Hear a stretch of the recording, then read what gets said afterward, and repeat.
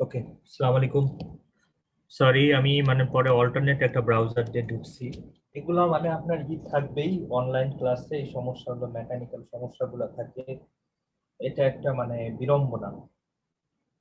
পরে Firefox uninstall করে আবার ক্রোম নামায় তারপরে ক্রোম দিয়ে ঢুকতে হয়েছে।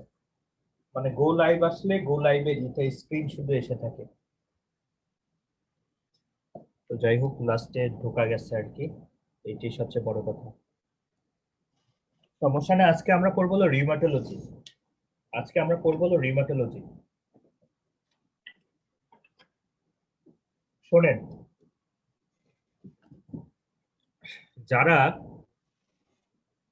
জানুয়ারিতে পরীক্ষা দিবেন তাদের জন্য এইটা বেস্ট হবে।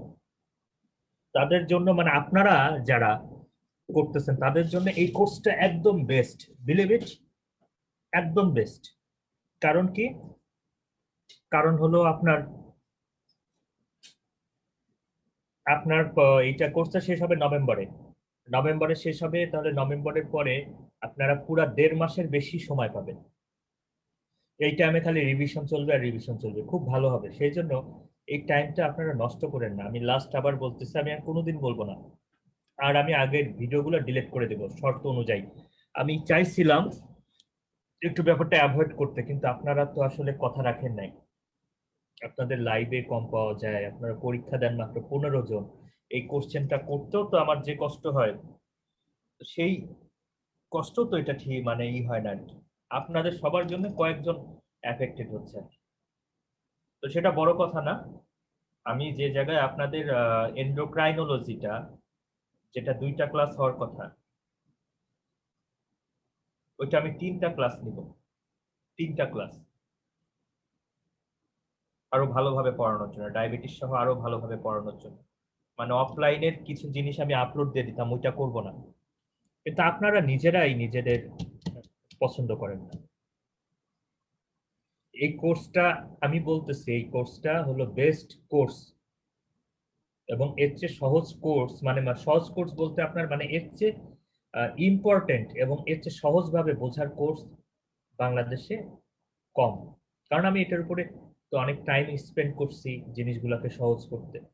আর এটা সম্পূর্ণ আমি নিজে পড়াই। আজকে হেপাটোলজি একজনকে দিয়ে পড়ালাম, এরপরে মান্থে আরেকজনকে দিয়ে পড়াচ্ছি, এরকম কোনো কিছু করি না। আর নোট টোটে যদি সবচেয়ে বড় কিছু হয়, তাহলে বাইরে আরো অনেক কোচিং আছে, সেগুলো আপনারা চুজ করতে পারেন। তা আমার কাছে থাকতে হলো যে রেগুলার পড়তে হবে, 7 থেকে 8 ঘন্টা রেগুলার পড়তে হবে। এর কোনো বিকল্প নাই, 7 থেকে 8 ঘন্টা রেগুলার পড়বেন। আর আমি যা পড়াইছি এই জিনিসগুলো রিভিশন দিবেন, আর ভালো মতো পরীক্ষা দিবেন। আর আপনারা পরীক্ষাটাই দিতে চান না, এসবিএ আরো বাড়ায় দিল 5টা। আর আপনাদের আমি প্রথম থেকে এসবিএ পরীক্ষা নিচ্ছি, প্রথম থেকে, কারণ আমি জানি এসবিএ বাড়ায় দিবে। এবং যারা জুলাইতে দিবেন তাদের জন্য এসবিএ হবে 30টা থেকে 35টা। অর্থাৎ আস্তে আস্তে, মানে এটা বিসিপিএস এর কথা, আমার কথা না। ওনাদের যারা ক্লাস করছে আর কি, তারা জানে, স্পষ্ট বলে দিচ্ছে যে সবগুলো একসময় এসবিএ তে কনভার্ট হয়ে যাবে। ঠিক আছে? আর এই জায়গায় আপনারা এসবি এর একটা এত ভালো কোশ্চেন করা হয়, আপনারা সেটাতে ডস মারেন, ফাঁকি দেন। তো যাই হোক ভাই, এমনিতেই লেট হয়ে গেছে, আমি আর এমনিতে আর চিল্লাপাল্লা করব না। আপনাদের যা ইচ্ছা হয়, আমি যদি দেখি একজন অনলাইনে আছে, ওই একজনের ক্লাস নিব, কারণ আমার এটা ডিউটি। ঠিক আছে? কে বুঝলো না বুঝলো এটা কোনো ব্যাপার না।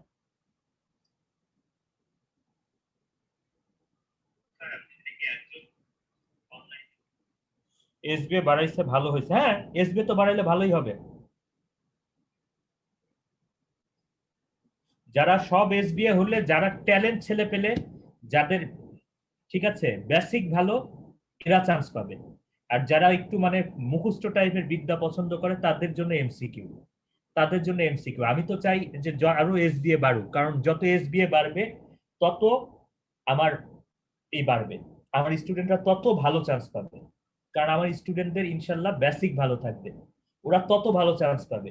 ওই মুখস্থ করে গেলাম যে 40% 60% কমন পড়বে রেসিডেন্সিতে, এই টাইপের পড়ানো আমি বিশ্বাস করি না।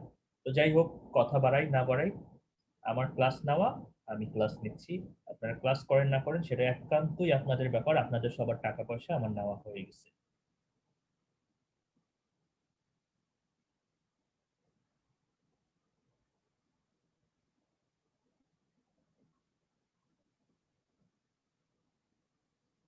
জানুয়ারিতে যে এফসিপিএস হবে এতে কিন্তু কোনো ডাউট নাই, আগেই বলে দিচ্ছি। কারণ তারা যেহেতু প্রজ্ঞাপন বের করছে 2020 জানুয়ারির জন্য, ঠিক আছে। হ্যাঁ, পালসাস প্যারাডক্সাসটা কনস্ট্রিকটিভ পেরিকার্ডাইটিস যে থাকলেও মেইনলি সবচেয়ে বেশি আপনার হয় হলো ইতে কি বলে ওটাকে, মেইনলি এটা পাওয়া যায় হলো আপনার পেরিকার্ডিয়াল ইফিউশনে বা কার্ডিয়াক টেম্পোনেন্টে। আপনার কথা ঠিক আছে।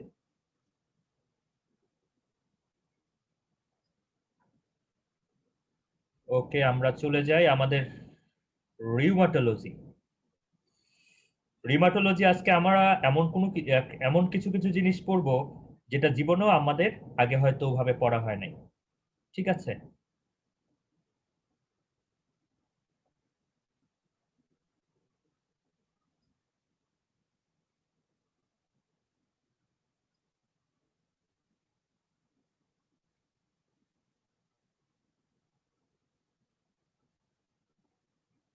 আমরা শুরু করছি।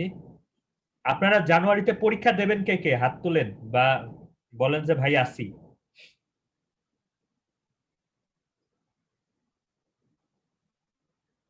আপনারা সঠিক পথে যাচ্ছেন, জাস্ট এইটা বলতে পারি, বাকিটা আপনাদের নিজেদের উপরে বিশ্বাস।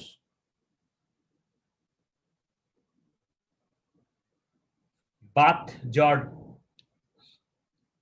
রিউমাটোলজির বাংলা হলো বাত বিশেষজ্ঞ, ঠিক আছে।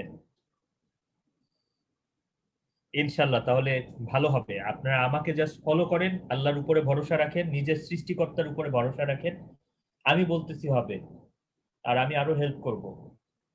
আমি এসবিএ ব্যাচও খুলতেছি, কিন্তু মানে এখন এত অবস্থা কনজেস্টেড হয়ে গেছে, পোলাপান সব লাগাইছে যে ডেভিডসন ব্যাচ আর একটা খোলেন, আর একটা বলতেছে যে এসবিএ ব্যাচ খোলেন। এখন তো সময় তো আমার নাই, সব দিন ব্লকড। চোখ বন্ধ করে আমি যা পড়াই, ঠিক আছে, চোখ বন্ধ করে আমি যা পড়াই পড়তে থাকেন। আর যেটা আমি বলবো যে এটা পড়তে হবে ওই জায়গা থেকে, ওইটা ওই জায়গা থেকে পড়বেন, বাস। রিমাটোলজি 8 থেকে 9টা কোশ্চেন আসে, 8 থেকে 9টা কোশ্চেন আসে, তার মানে প্রায় 16 থেকে 18 নম্বর আসে রিমাটোলজি থেকে। 8 থেকে 9টা কোশ্চেন, অর্থাৎ 16 থেকে 18টা কোশ্চেন, 16 থেকে 18 নাম্বার আসে হলো আপনার রিমাটোলজি থেকে, ঠিক আছে। তো আমরা আজকে রিমাটোলজি পড়বো। পৃষ্ঠা নম্বর 984-তে চলে আসে। প্রথমে বোনস। বোনসের দুই টাইপ আছে, ডেভেলপমেন্টের উপরে ভিত্তি করে বোনসকে দুই টাইপ করা যায়। একটা হলো আপনার ফ্ল্যাট বোন, একটা হলো লং বোন। এসবিএ খুলবো কিন্তু মানে এসবিএ তে কি মানে এটা আপনাদের সাথে ডিসকাস করি, এমনি আপনাদের আমি ভর্তি হতে বলতেছি না, আমি জাস্ট আপনাদের সাথে আমার মোটিভটা শেয়ার করতেছি। তো একবার মনে হচ্ছে যে আমি কি মানে পুরা সপ্তাহে একটা এসবিএ ক্লাস নিব নাকি আপনার সপ্তাহে দুইটা এসবিএ ক্লাস নিব, এই জায়গাটায় আমি একটু ডিলেমাতে পড়ে গেছি, ঠিক আছে। কারণ এসবিএ ব্যাচ করলে আমি এটা নিয়ে অনেক খাটাখাটনি করি, এবং আমি জানি এসবিএ কি কি আসে, এবং কোশ্চেন ডিসকাশন তো হবে সেখানে। মানে আমার কথা হলো প্রত্যেকটা সাবজেক্টে, ঠিক আছে ভাইরে, সময় নাই, কি করব বলেন তমাল ভাই। প্রত্যেকটা সাবজেক্টের উপরে ধরেন মানে গ্যাস্ট্রোর উপরে 50টা কোশ্চেন থাকবে। 50টা কোশ্চেন আপনি পরীক্ষা দেবেন, তারপরে ওই 50টা কোশ্চেন আপনার ডিসকাশন হবে। তাহলে এইভাবে 12টা এক্সাম হবে। 12টা বলতে এটা আবার সিস্টেমেটিক্যালি, ধরেন প্রথম শুধু হবে হলো আপনার পেপার ওয়ানের টপিকগুলো প্রথমে পরীক্ষা হতে থাকবে। ধরেন গ্যাস্ট্রোএন্টারোলজি, নিউরোলজি, ইনফেকশাস লাইক এরকম হওয়ার পরে ওই পেপার 1-এর আবার কমপ্লিটলি একটা পরীক্ষা 100 মার্কের। মানে আমি এরকম চিন্তা করছি, মক টেস্টের মতো। তারপরে ওইটা শেষ, তারপরে পেপার 2 শুরু হলো। পেপার 2 4টা ক্লাস টেস্ট। ক্লাস টেস্ট বলতে আপনার ওই যে 50 মার্কের করে পরীক্ষা, ঠিক আছে। তারপর আস্তে আস্তে সেইটা শেষ হয়ে গেলে ওইটার পেপার 2 এর একটা মক টেস্ট পুরাটা।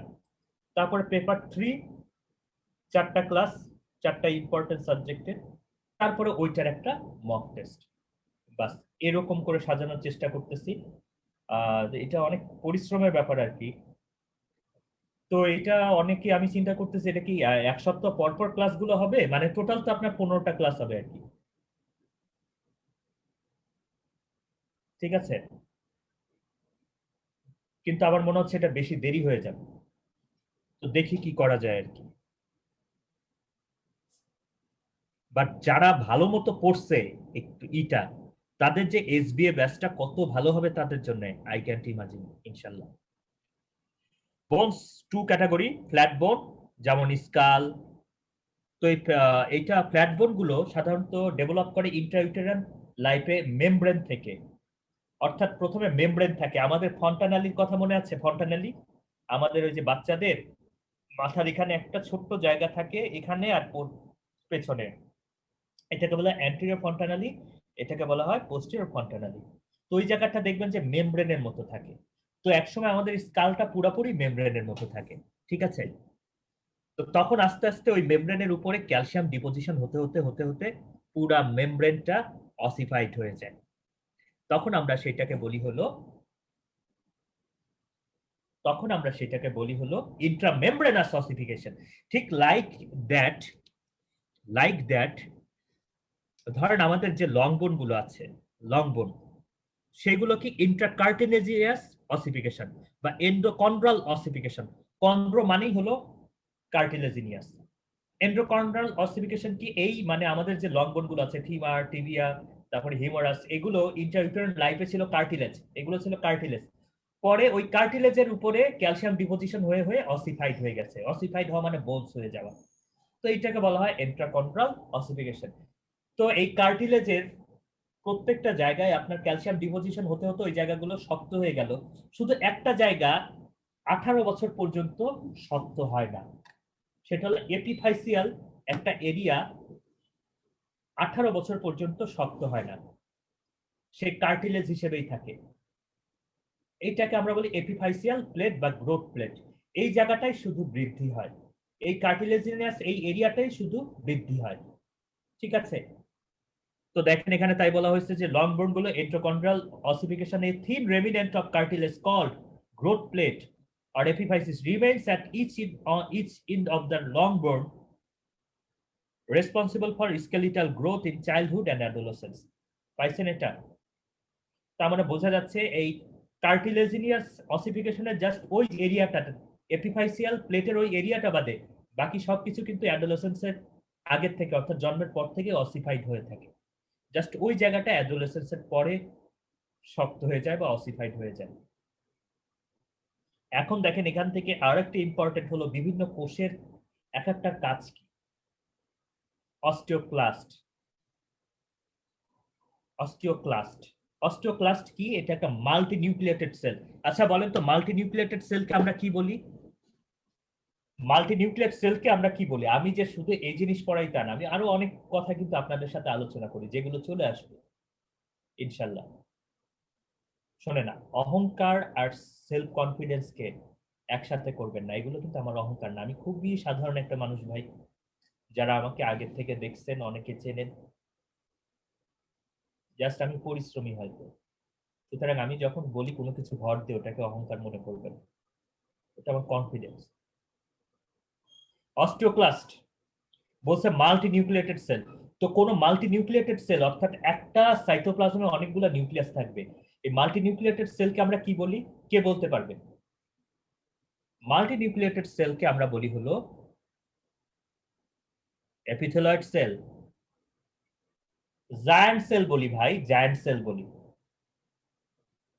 যেমন টিউবারকুলার জায়ান্ট সেল, ল্যাঙ্গারহ্যান্ড টাইপ অফ জায়ান্ট সেল দেখি আমরা টিউবারকুলোসিসে, তাই না? তো আমাদের তার মানে অস্টিওক্লাস্টও একটা জায়ান্ট সেল, কিন্তু এটা একটা ফিজিওলজিক্যাল জায়ান্ট সেল। আচ্ছা বলেন তো, অস্টিওক্লাস্ট ছাড়া বডিতে আর কোন জায়গায় জায়ান্ট সেল থাকে? অর্থাৎ ফিজিওলজিক্যাল জায়ান্ট সেল অস্টিওক্লাস্ট ছাড়া আর কি আছে? ফিজিওলজিক্যাল জায়ান্ট সেল আর অস্টিওক্লাস্ট ছাড়া আর কি আছে?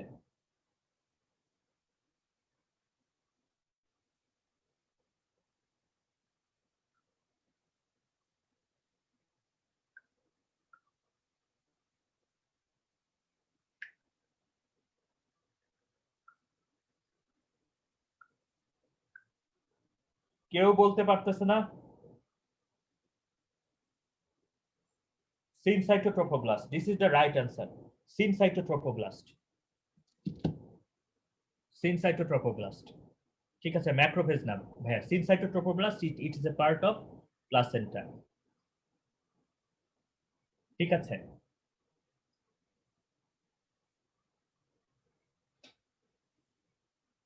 তার মানে আমরা ফিজিওলজিক্যাল জায়ান্ট সেল পেলাম হলো, একটা পাইছে অস্টিওক্লাস্ট আর একটা পাইছে সিনসাইটোট্রোফোব্লাস্ট। এটা মাথায় ঢুকায় রাখেন। অস্টিওক্লাস্টের কাজ কি? বোন রিজর্পশন করা, অর্থাৎ বোনসকে ভাঙা।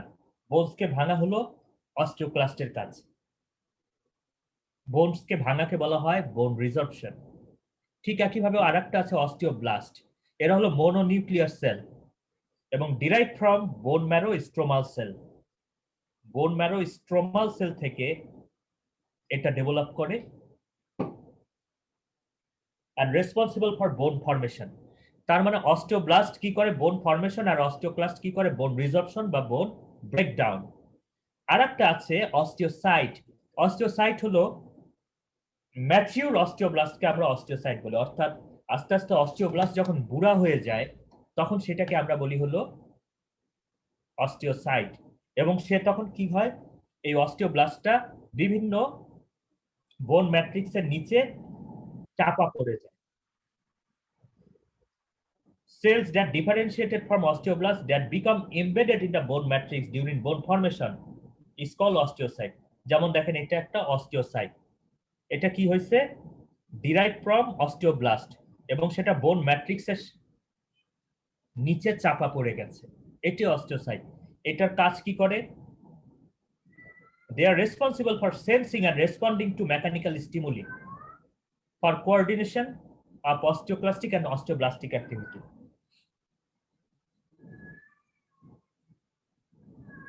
তার মানে অস্টিওসাইটের আরেকটা কাজ হলো, এরা এই যে বোন ম্যাট্রিক্সের মধ্যে যে ঢুকে গেল, ঢুকে গিয়ে এরা কি করে? বোনসের উপরে বিভিন্ন মেকানিক্যাল স্টিমুলি সেন্স করে এবং অস্টিওক্লাস্টিক এন্ড অস্টিওব্লাস্টিক অ্যাক্টিভিটি রেগুলেট করে। যেমন আমি বোঝাচ্ছি, ধরেন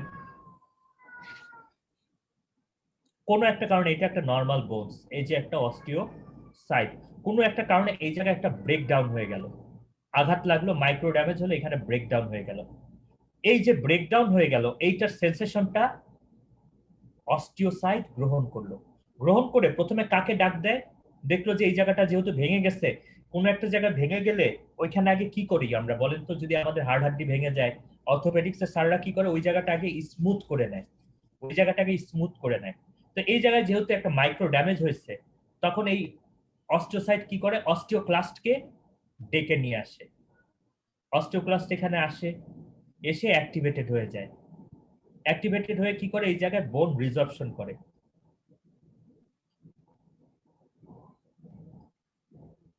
বোন রিজর্পশন করে এই জায়গাটা স্মুথ করে ফেলে, তারপরে ওর কাজ শেষ।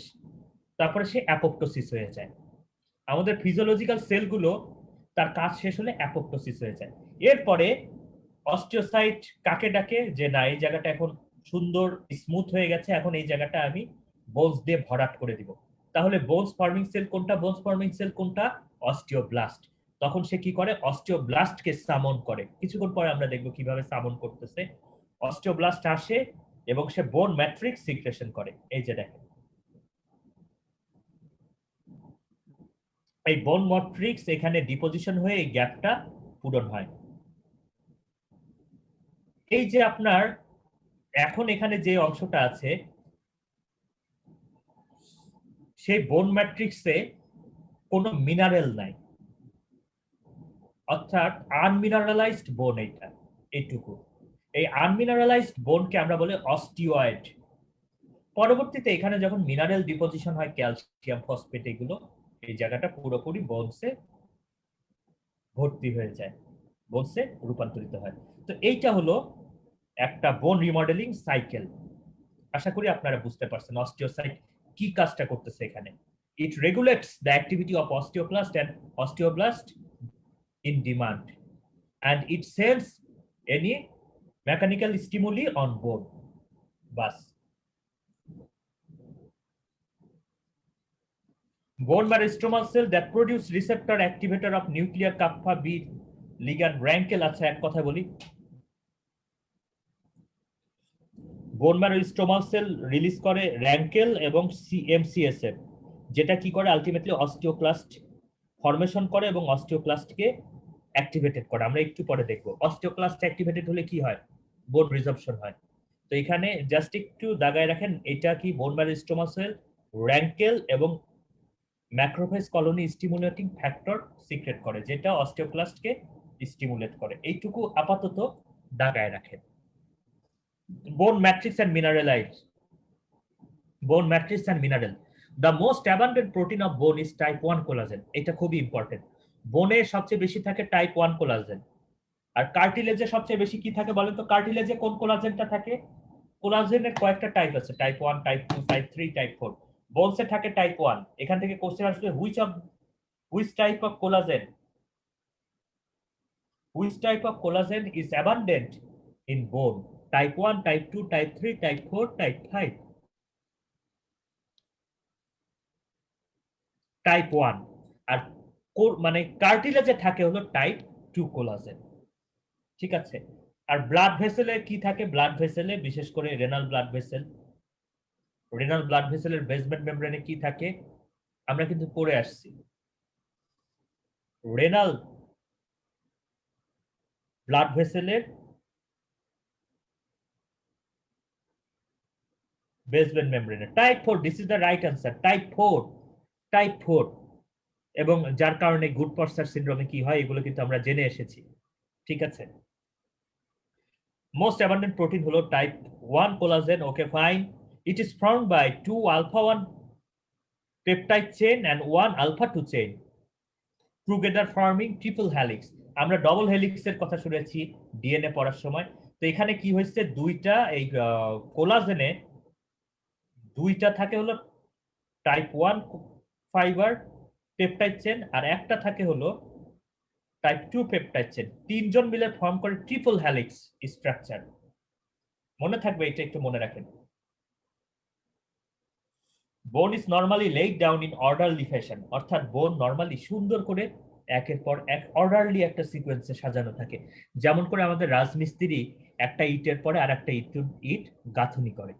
কিন্তু ইন কেস অফ বোন টার্নওভার, হোয়েন বোন টার্নওভার ইজ হাই, বোন টার্নওভার মানে হলো বোন ফরমেশনও বেশি হচ্ছে, বোন ব্রেকডাউনও বেশি হচ্ছে। হোয়াট ইজ বোন টার্নওভার? বোন টার্নওভার মানে হলো এখানে বোন ফরমেশনও বেশি হচ্ছে, বোন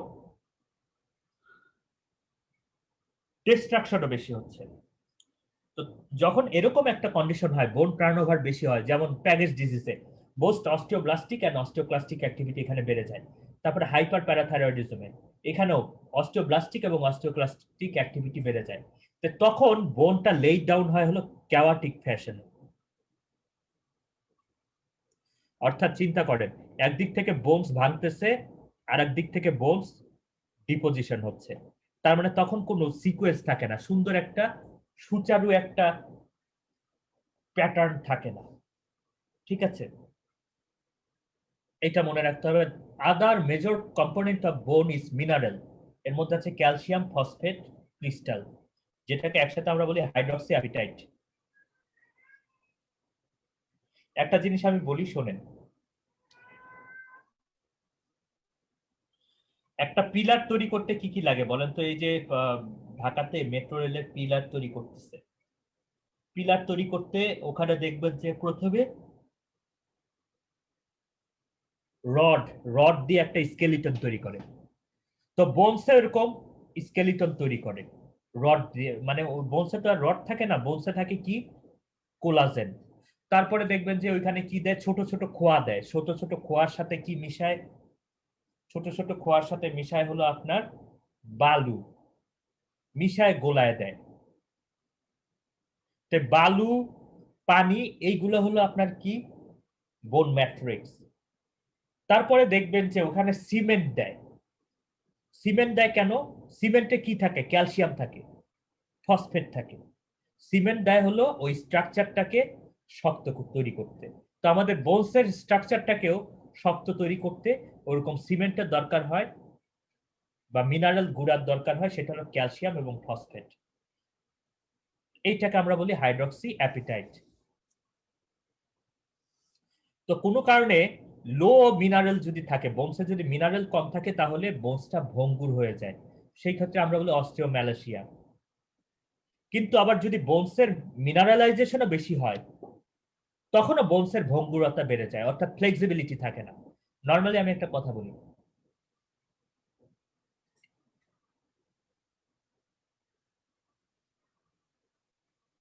কাঠের স্কেল, আগে আমাদের সময় কাঠের স্কেল পাওয়া যেত। আপনারা দেখছেন কখনো কাঠের স্কেল?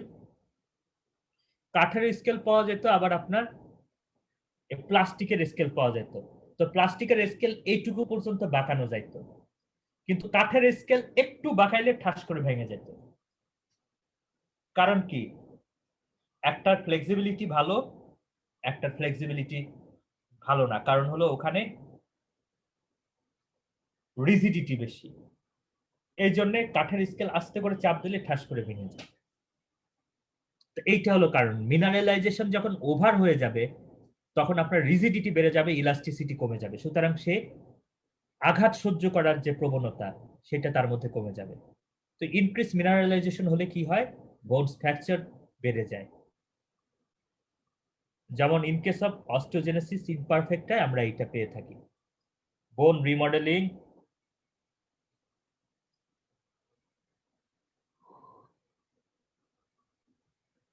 এগুলো সব আমরা অলরেডি বলে ফেলছি। এখান থেকে এই পর্যন্ত পড়বেন। যেমন দেখেন, আনমিনারেলাইজড বোন ম্যাট্রিক্সকে বলা হয় অস্টিওয়েডস। তারপরে সেখানে মিনারেল জমা হয়ে আস্তে আস্তে নর্মাল একটা বোনে রূপান্তরিত হয়। এখন আমরা এই জিনিস পড়ার আগে অপর পৃষ্ঠায় চলে যাব। This is very much important. Cellular and molecular regulator of বোন রিমডেলিং। আপনারা কোনোদিন পেন্সিল ভাঙেন নাই রাগ করে? আমি তো পেন্সিল ভাঙছি। তারপর আমাদের সময় একটা নিয়ম ছিল,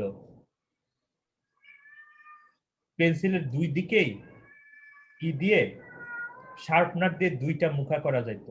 এই দিক দিয়েও এই দিক দিয়েও, মানে ডবল পেন্সিল হয়ে গেল, একটা পেন্সিলেই ডবল মাথা। তাই না? আবার আরেক রকমের ছিল কি, যে একটা বাইর করে পিছন দিয়ে যদি ইনসার্ট করা যায়, তাহলে আরেকটা নিপ সামনে চলে আসে। ওর গায়ে আবার পুতলা টুতলা এগুলো আঁকানো আর কি, টেডি বিয়ার, মিকি মাউস এগুলো আঁকানো। এইগুলো কেনার জন্য পোলাপানের সেই অবস্থা তখন ছিল। ছিল না এগুলো? এই জিনিস কেনার জন্য কত জিদবাদ করছি একসময়। তখন আসলে মধ্যবিত্ত ফ্যামিলিতে মানে এইগুলো কিনে দেওয়াও একটা অনেক বড় একটা স্ট্রাগল ছিল। যারা মধ্যবিত্ত তারাই শুধু বুঝতে পারবে, বড় লোকরা বুঝতে পারবেন না। যেমন ধরেন, আমি অবশ্যই এরকম খাবার টাবার এরকম পছন্দ করতাম না। একটা ভালো অ্যামাউন্ট 100-200 টাকা পাওয়া তখন ছিল একটা স্বর্গ। মানে 10 টাকায় তখন, ছোটবেলায় যখন 10 টাকা নিয়ে স্কুলে গেলে আপনি কিভাবে খরচ করবেন সেইটাই খুঁজে পাওয়া যেত না। কারণ 1 টাকায় আপনার আমড়া পাওয়া যেত, 1 টাকায় জলপাই পাওয়া যেত, 1 টাকায় আপনার ঝালমুড়ি পাওয়া যেত, 2 টাকায় অন্য কিছু পাওয়া যেত। মানে 10 টাকা কেউ যদি দিছে, ওইটা আপনি খরচ করে স্কুল থেকে বাইরে বের হয়ে আসতে পারবেন না, এরকম একটা কন্ডিশন ছিল। আচ্ছা, যাই হোক, দেখেন,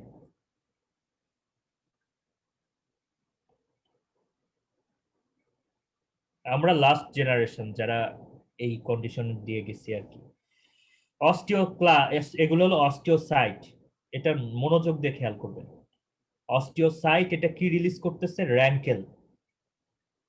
র্যাঙ্কেল মানে কি এটা মনে রাখার কিছু দরকার নাই, তারপরেও আমি একবার উচ্চারণ করে দিচ্ছি। Receptor activator of nuclear factor kappa B ligand. এটা মনে করার কিছু দরকার নেই, মনে করেন যে এটা নামই র্যাঙ্কেল। তো অস্টিওসাইট কি রিলিজ করে? র‍্যাঙ্কেল রিলিজ করে।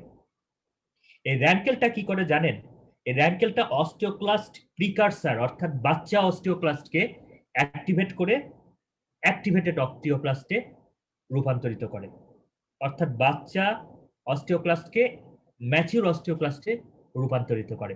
এবং অস্টিওক্লাস্ট যখনই অ্যাক্টিভেটেড হয়, যেমন দেখেন এখানে অস্টিওক্লাস্টিক প্রিকারসরে একটা নিউক্লিয়াস, কিন্তু সে যখন অ্যাক্টিভেটেড হয়ে যাচ্ছে দেখেন তার অবস্থা কি হচ্ছে, মাল্টিপল নিউক্লিয়াস, দেখতেই ভয়ঙ্কর হয়ে যাচ্ছে। এবং যখন সে অ্যাক্টিভেটেড হয় তখনই বোন রিজার্পশন শুরু হয়। তার মানে অস্টিওসাইট র‍্যাঙ্কেল রিলিজ করে, র‍্যাঙ্কেল আরেকটা জায়গা থেকে রিলিজ হয়, সেটা হলো বোন ম্যারো স্ট্রোমাল সেল। খেয়াল করেন, আমি একদম বলে দিব, সারা জীবন মনে রাখবেন।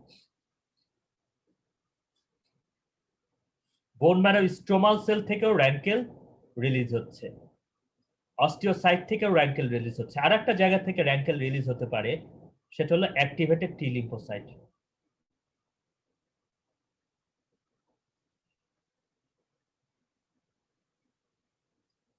এখান থেকে র‍্যাঙ্কেল রিলিজ হতে পারে এবং তাদের কাজ একটাই, তাদের কাজ হলো অস্টিওক্লাস্টকে অ্যাক্টিভেটেড করা। বোন ম্যারো স্ট্রোমাল সেল থেকে আরেকটা জিনিস সিক্রেট হয়, সেটা হলো ম্যাক্রোফেজ কলোনি স্টিমুলিফর্মিং ফ্যাক্টর বা ম্যাক্রোফেজ কলোনি স্টিমুলেটিং ফ্যাক্টর, সংক্ষেপে মনে রাখতে হবে এমসিএসএফ। এমসিএসএফ দিয়ে আসবে, অত বড় কথা আসবে না। অর্থাৎ বোন ম্যারো স্ট্রোমাল সেল থেকে রিলিজ হচ্ছে র‍্যাঙ্কেল এবং এমসিএসএফ। এই এমসিএসএফ ও কি করতেছে? অস্টিওক্লাস্ট প্রিকরসরকে অ্যাক্টিভেটেড করতেছে। তার মানে এক কথায় যদি বলি, অস্টিওক্লাস্টকে অ্যাক্টিভেটেড করতেছে কোন দুইটা জিনিস? একটা হলো এমসিএসএফ আর একটা হলো র‍্যাঙ্কেল।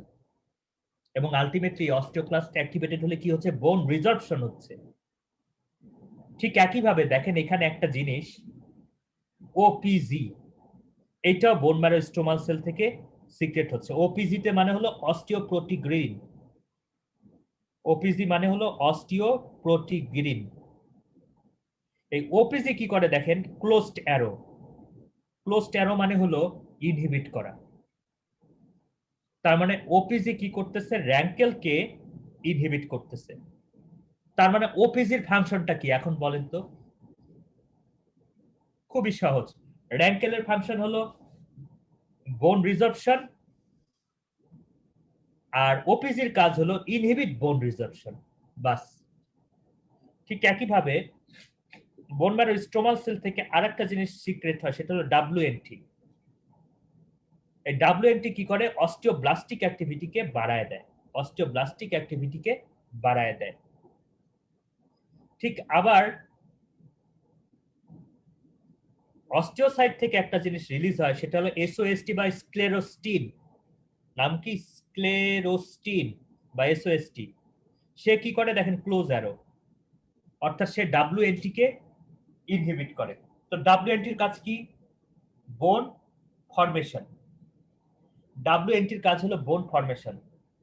তাহলে এসওএসটির কাজ কি? ইনহিবিট বোন ফরমেশন, বাস। এছাড়া অস্টিওসাইট থেকে আরেকটা জিনিস রিলিজ হয়, সেটা হলো FGF23, যেটা কি করে? রেনাল ফসফেট এক্সক্রিশন করে। এইটুকু মনে রাখলেই হবে। তো এইটা জানার ফলে এখন আমাদের জন্য অনেক কিছু সোজা হয়ে গেল। দেখেন নিচের এইটাতে কি রেগুলেটর অফ বোন রিমডেলিং, মাঝে মাঝে এখান থেকে কোশ্চেন আসে, মাঝে মাঝে এখান থেকে কোশ্চেন আসে। দুইটা স্টার। নিজের সাথে নিজে একটু যুদ্ধ করেন, নিজের সাথে নিজে একটু যুদ্ধ করেন। আমি জানি পড়াশোনা কোনো মজার জিনিস না, কিন্তু তারপরে আমাদের পড়তে হয় নিজের প্রায়োরিটি পৃথিবীতে প্রতিষ্ঠা করার জন্য, নাহলে কেউ গড়ে না ভাই। ঠিক আছে, যখন ভালো কিছু হবেন তখন যে জীবনে কথা বলে নাই সেও আপনার গায়ে হাত দিয়ে কবে, ভাইস্তা কেমন আছে। এটা হলো লাইফ। দেখেন র‍্যাঙ্কেল কোথা থেকে রিলিজ হয়? Osteocyte stromal cell activated T cell. এটার কাজ কি? স্টিমুলেট বোন রিজর্পশন। কিভাবে করে? আমরা জানি যে অস্টিওক্লাস্টকে অ্যাক্টিভেটেড করে। তারপরে দেখেন অস্টিওপ্রোটিগ্রিন। এই যে অস্টিওপ্রোটিগ্রিন কি করতেছে? র‍্যাঙ্কেলকে ইনহিবিট করতেছে। তার মানে এর কাজ হলো ইনহিবিট বোন রিজর্পশন। কোথা থেকে রিলিজ হয়? স্ট্রোমাল সেল এবং লিম্ফোসাইট থেকে রিলিজ হয়। এই যে স্ট্রোমাল সেল থেকে রিলিজ হয়েছে। তারপরে দেখেন WNT, এটা কোথা থেকে রিলিজ হয়? বোন ম্যারো স্ট্রোমাল সেল থেকে। এর কাজ কি? Stimulate bone formation. এই যে অস্টিওব্লাস্টিক অ্যাক্টিভিটি তৈরি করে বোন ফরমেশন বাড়াচ্ছে। তারপরে হলো স্ক্লেরোস্টিন, এটার কাজ কি? Inhibit WNT।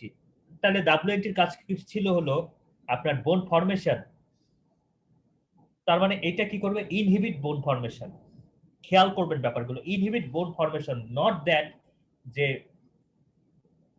কি বলে ওটাকে বোন রিজার্পশন। বোন রিজার্পশন না, কিন্তু ইনহিবিট বোন ফরমেশন। আর WNT কার উপরে কাজ করে? Stimulate bone formation by activating LRP receptor. এইটা একটু দাগায় রাখেন, একবার আসছিল আর কি। তারপরে দেখেন আমাদের হরমোন গুলো। প্যারাথাইরয়েড হরমোন কি করে? ইনক্রিজ বোন রিজার্পশন এন্ড ফরমেশন, কিন্তু মেইনলি বোন রিজার্পশনটা বেশি করে। থাইরয়েড প্যারাথাইরয়েড দুইটাই একই, ইনক্রিজ বোন রিজার্পশন এন্ড ফরমেশন। ইস্ট্রোজেন এটা কি করে? ইনহিবিট বোন রিজার্পশন। এই ব্যাপারগুলো খেয়াল করবেন। যেমন মেনোপজ হলে পেশেন্টের বোন রিজার্পশন শুরু হয়, কারণ কি? তখন ইস্ট্রোজেন থাকে না। গ্লুকোকর্টিকয়েডস, এটা হলো আলাদা করে মনে রাখবেন। এটার কাজ কি? ইনহিবিট বোন ফরমেশন, নট অস্টিওপ্লাস্টিক অ্যাক্টিভিটি বা বোন রিজার্পশন। অর্থাৎ গ্লুকোকর্টিকয়েডস এর কাজ হলো ইনহিবিট বোন ফরমেশন। এই চারটাতে 2টা স্টার দিচ্ছি, খুবই খারাপ কাজ করছি, 3টা স্টার হবে এখান থেকে। বাবু চুপ।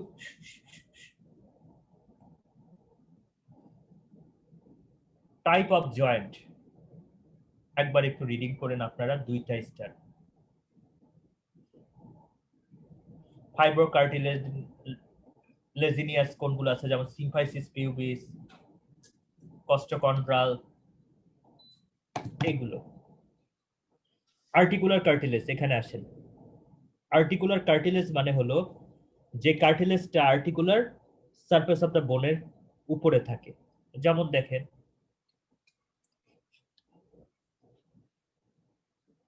এটা একটা বোন, এটা একটা বোন। এই দেখেন বোনের উপরে যে জিনিসটা আছে সেটা হলো আর্টিকুলার কার্টিলেজ। এটা হলো হায়ালিন কার্টিলেজ মেইনলি, এবং তার চারপাশে ঘিরে আছে হলো সাইনোভিয়াল ক্যাভিটি। তো এই আর্টিকুলার কার্টিলেজ কি কি দিয়ে গঠিত হয়? Type 2 collagen. খেয়াল করেন, ওটা ছিল টাইপ 1 কোলাজেন, এটা হলো টাইপ 2 কোলাজেন। ঠিক আছে?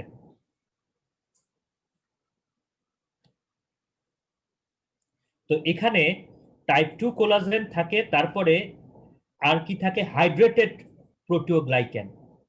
Hydrated proteoglycan. আচ্ছা বলেন তো, নরমালি একটা কথা বলি, কাঁচা কঞ্চি বেশি ভালো বাঁকানো যায় নাকি পাকা কঞ্চি বাঁকানো যায়? কাঁচা বাঁশের কঞ্চি বাঁকানো যায় ভালোভাবে, নাকি আপনার কাঁচা কঞ্চি বাঁকানো যায়? অবশ্যই কাঁচা কঞ্চি বাঁকানো যায়। পাকা কঞ্চি বাঁকাইতে লাগলে ঠাস করে ভেঙে যায়। কেন? ওই যে একটা কথা আছে যে কাঁচা আয়না নোয়ালে বাঁশ, পাকলে করে ঠাস ঠাস। যেমন ধরেন এই যে ম্যাচের কাঠিটা। কেন? কারণ কাঁচা বাঁশের ভেতরে থাকে হলো পানি বা ওয়াটার, বা এটা হাইড্রেটেড থাকে। যে জিনিসটাই হাইড্রেটেড থাকবে সেই জিনিস সহজে এক্সপান্ড করা যায়, সেই জিনিসের ইলাস্টিসিটি তত বেশি থাকে। আর যার মধ্যে পানির পোর্শন যত কম, তার মধ্যে ইলাস্টিসিটি তত কম থাকে। ঠিক আছে?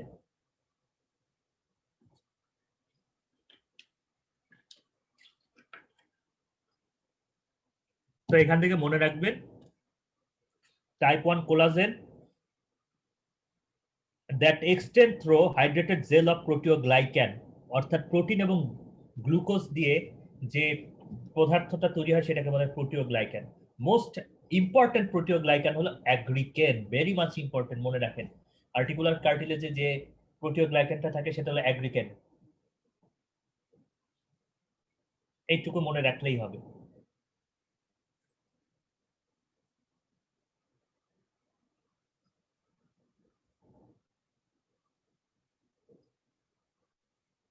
তারপর আর একটা জিনিস দেখেন,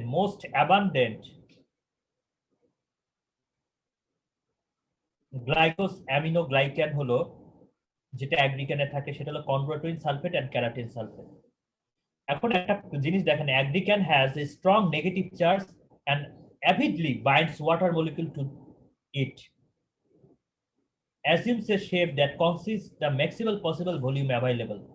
The expansive force of hydrated aggregate combined with the restrictive strength of the collagen mesh gives articular cartilage a excellent shock absorbing property.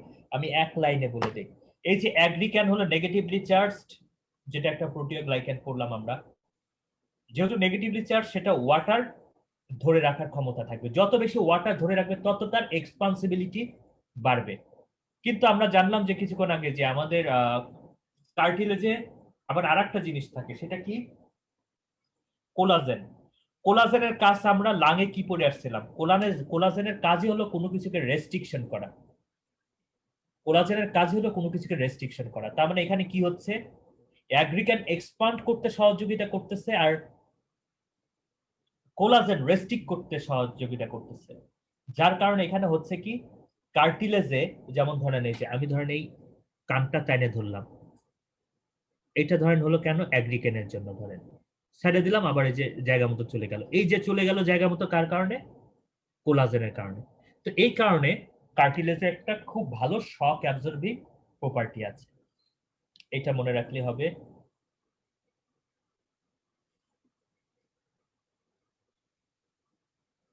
আর এই অ্যাগ্রিকেন কার দ্বারা ডিগ্রেডেড হতে পারে? বাই অ্যাগ্রিকেনেস। যার নামের সাথে এস থাকে, মনে করবেন তার এজের আগে যে অংশটা আছে সেই জিনিসকে সে ভেঙে ফেলে। যেমন অ্যাগ্রিকেনেস কি করে? অ্যাগ্রিকেনকে ভাঙে। এটা পরবর্তীতে আমাদের কাজে লাগবে। দেখেন এইটা একটু খেয়াল করেন, ultra structure of particular cartilage. এই যে এটা হলো অ্যাগ্রিকেন, একটা কোর প্রোটিন এবং তার সাথে কি লাগানো থাকে? কনড্রয়েটিন সালফেট আর ছোটগুলো ক্যারাটিন সালফেট। এইভাবে মনে রাখলেই হবে। আর যে এই যে জিনিসগুলো দেখতেছেন এগুলো টাইপ 2 কোলাজেন। এখান থেকে কোশ্চেন আসতে পারে যে আর্টিকুলার সারফেসে, আর্টিকুলার কার্টিলেজে কি কি থাকে? অ্যাগ্রিকেন, টাইপ 2 কোলাজেন, হাইলুরোন, এইভাবে আসবে। কিংবা আসতে পারে যে অ্যাগ্রিকেনে কোন টাইপের গ্লাইকোসামিনিক অ্যামিনোগ্লাইকান থাকে? ক্যারাটিনো সালফেট, কনড্রয়েটিন সালফেট। এছাড়া এখানে পড়ার কিছু নাই।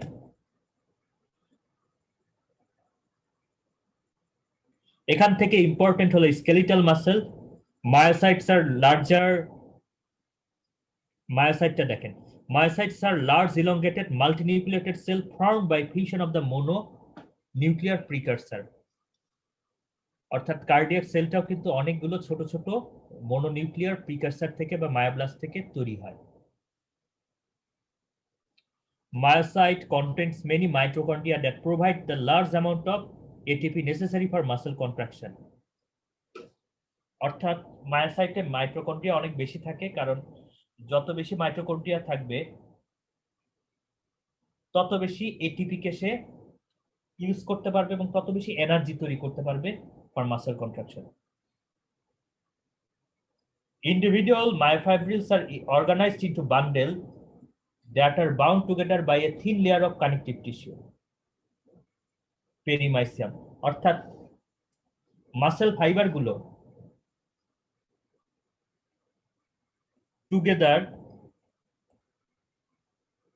যে জিনিসটা তৈরি করে সেটাকে আমরা বলি ফেসিকুলি, এবং এই মাসেল ফাইবার গুলোর চারপাশে একটা মেমব্রেন দিয়ে ঢাকা থাকে, এটাকে বলা হয় পেরিমাইসিয়াম। The surface of muscle is surrounded by a thicker layer of connective tissue called epimysium.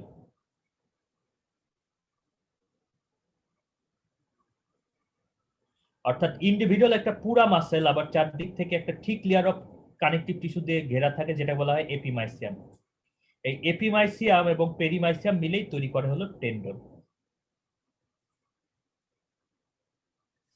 কিভাবে দেখাবো? ধরেন এই যে এটা একটা মাসেলের ফাইবার একসাথে মিলে একটা বান্ডেল বা ফেসিকুলাই তৈরি করছে, এখানে একটা বান্ডেল বা ফেসিকুলাই তৈরি হচ্ছে, এখানে একটা বান্ডেল বা ফেসিকুলাই তৈরি করছে। এদের যে ফেসিকুলা এগুলোকে চারদিক থেকে যেটা ঘিরে রাখছে এটা হলো এপিমাইসিয়াম, এবং পুরাপুরি ওই মাসেলকে চারদিক থেকে যে কানেকটিভ টিস্যুটা ঘিরে রাখছে এটাকে বলা হয় এপিমাইসিয়াম, কি বলে পেরিমাইসিয়াম, সরি এপিমাইসিয়াম। এই পেরিমাইসিয়াম এবং এপিমাইসিয়াম মিলে পরবর্তীতে শক্ত হয়ে তৈরি করে টেন্ডন আর লিগামেন্ট।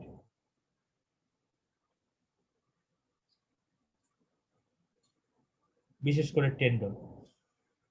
এখন আসেন জয়েন্ট অ্যাসপিরেশন।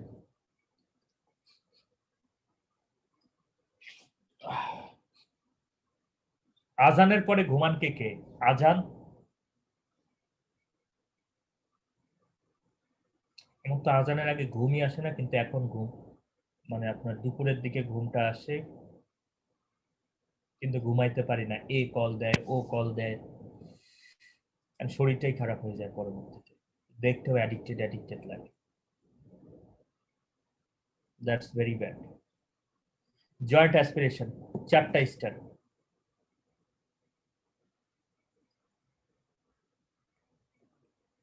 জয়েন্ট অ্যাসপিরেশন আমরা কোন ডিজিজ গুলোর ক্ষেত্রে করে থাকি? একটা question. Joint aspiration with examination of synovial fluid is pivotal in patients suspected of having septic arthritis, crystal arthritis and intra-articular bleeding।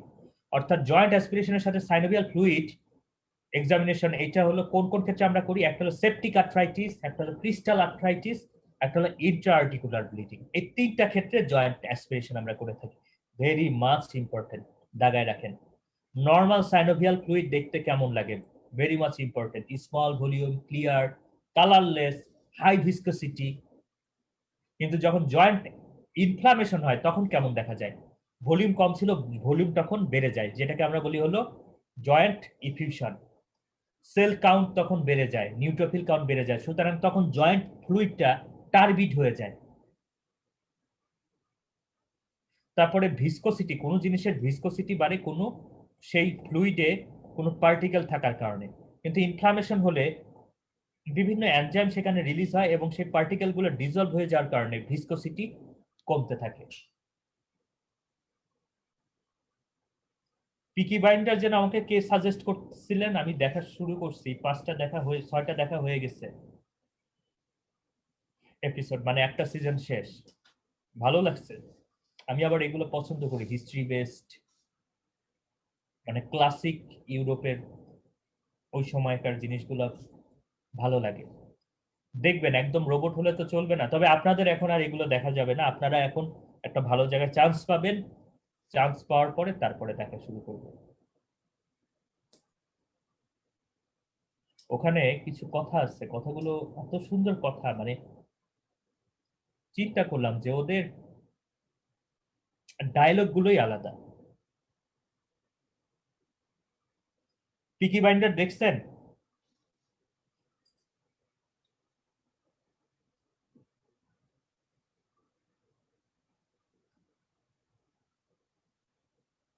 শুনছি যে, হ্যাঁ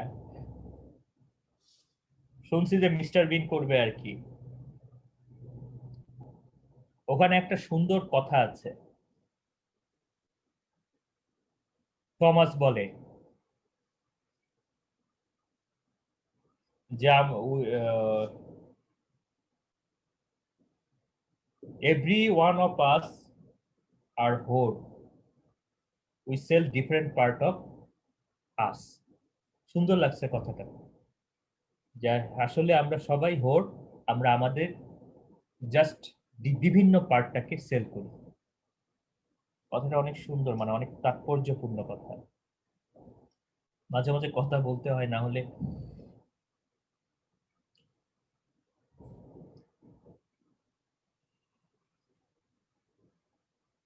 তো দেখেন এইটুকু ভালো মতো পড়তে হবে। তারপরে এর lipid layer floating above the blood stain fluid is diagnostic of intra-articular fracture and is caused by release of bone marrow fat in the joint। শোনেন, যদি ইন্ট্রা-আর্টিকুলার ফ্র্যাকচার হয় বোনসের, ধরেন এটা হলো আর্টিকুলার সারফেস, এখানে যদি কোনো ফ্র্যাকচার হয় তাহলে বোনসের ভেতরে থাকা ইয়েলো বোন ম্যারো গুলো বাইরে বের হয়ে আসে এবং সাইনোভিয়াল ফ্লুইডে সেটা চলে আসে। Yellow bone marrow is nothing but fat. তখন কি হয়, এই যে বোনস ভেঙে গেছে সেটার কারণে সাইনোভিয়াল ফ্লুইডে ব্লাডও আসে, আবার ওর উপর দিয়ে বোন ম্যারো ভাসতে থাকে, ইয়েলো বোন ম্যারো বা ফ্যাট ভাসতে থাকে। তো তার মানে হলো সাইনোভিয়াল ফ্লুইডে যদি আমরা ফ্যাট পাই সেটাকে আমরা বলবো হলো ইন্ট্রাআর্টিকুলার ফ্র্যাকচার। অনেকে আমাকে নক করে, ভাই ডেভিডসন কিভাবে পড়বো, একটু যদি বলেন কষ্ট করে। এখন বলেন এই জিনিস কিভাবে আমি বলি।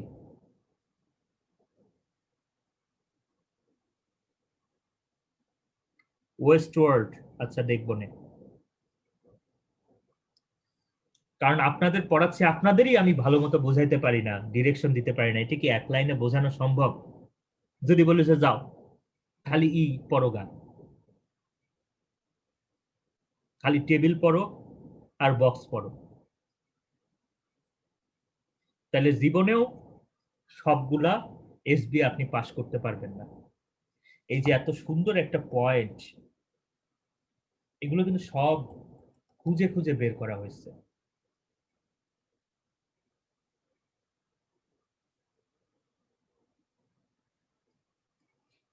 দেখেন,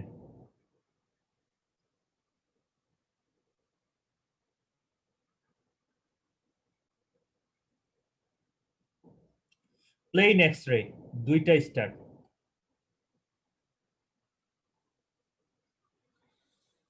radiological abnormality in selected rheumatic disease, very much important. এর মধ্যে দেখেন রিউমাটিক আর্থ্রাইটিসে কি কি পাবেন, অস্টিওপোরোসিসে কি কি পাবেন, প্যাগেজ ডিজিজে কি পাবেন, সবচেয়ে ইম্পর্টেন্ট হলো অস্টিও আর্থ্রাইটিস, এক্ষেত্রে আমরা কি পাবো। রিউমাটয়েড আর্থ্রাইটিসে দেখেন periarticular osteoporosis, marginal joint erosion, joint subluxation, joint space narrowing, এগুলো পাই। অস্টিওপোরোসিসে পাই অস্টিওপেনিয়া, ভার্টিব্রাল ফ্র্যাকচার। অস্টিওপোরোসিস মানে কি, বোনস একদম মিনারেল লস হয়ে ঝুনা ইটের মতো হয়ে যাবে। অস্টিওপেনিয়া, ভার্টিব্রাল ফ্র্যাকচার, এগুলো পাই। এরপরে ইম্পর্টেন্ট হলো অস্টিওআর্থ্রাইটিস, এখানে কি কি পাই। চলেন আমরা একটু অস্টিওআর্থ্রাইটিসের এক্সরেটা দেখে আসি।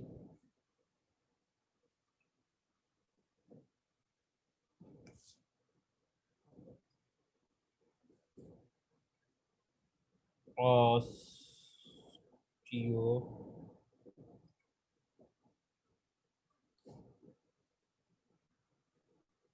খেয়াল করেন অস্টিওআর্থ্রাইটিসে কি কি হচ্ছে। অস্টিওআর্থ্রাইটিস হলো একটা আমাদের আর্টিকুলার কার্টিলেজের ডিজিজ, অর্থাৎ অনেকেই কিন্তু আমরা জানি না। এটা আমাদের এফসিপিএস আমার সময় যেবার এসবিএ তে আসছিল যে osteoarthritis is a disease of what, cartilage, বোন, এইটা ওইটা, টেন্ডন, এইভাবে ছিল। তো অস্টিওআর্থ্রাইটিস কি, এই যে ডিজিজ অফ কার্টিলেজ, কিসের কার্টিলেজ, আর্টিকুলার কার্টিলেজ। সুতরাং এখানে কি কি হয়, focal loss of articular cartilage, এক নম্বর। দেখেন এই যে focal loss of articular cartilage.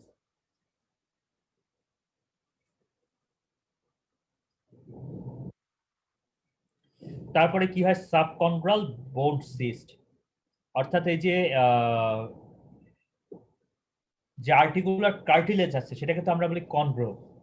তো আর্টিকুলার কার্টিলেজের নিচে বোন সিস্ট তৈরি হয়, এটাকে আমরা বলি সাবকন্ড্রাল বোন সিস্ট। এরপরে সাবকন্ড্রাল অস্টিওস্ক্লেরোসিস। বলেন তো হোয়াট ইজ অস্টিওস্ক্লেরোসিস? বোনসের ফাইব্রোসিস হতে হতে বেশি হার্ডেনিং হয়ে যাওয়া, এটাকে বলা হয় অস্টিওস্ক্লেরোসিস, সাবকন্ড্রাল অস্টিওস্ক্লেরোসিস। অর্থাৎ বোনসের নিচে অস্টিওস্ক্লেরোসিস, বোনস না, কার্টিলেজের নিচে, আর্টিকুলার কার্টিলেজের নিচে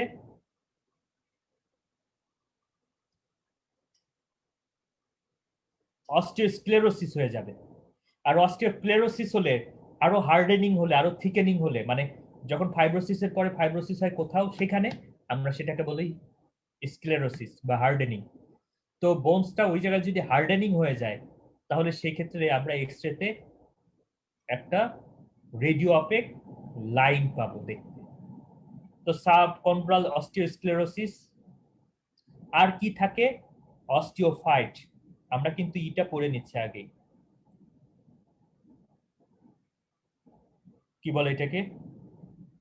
অস্টিওআর্থ্রাইটিসটা আগে কিন্তু অনেকটা বলে দিচ্ছি।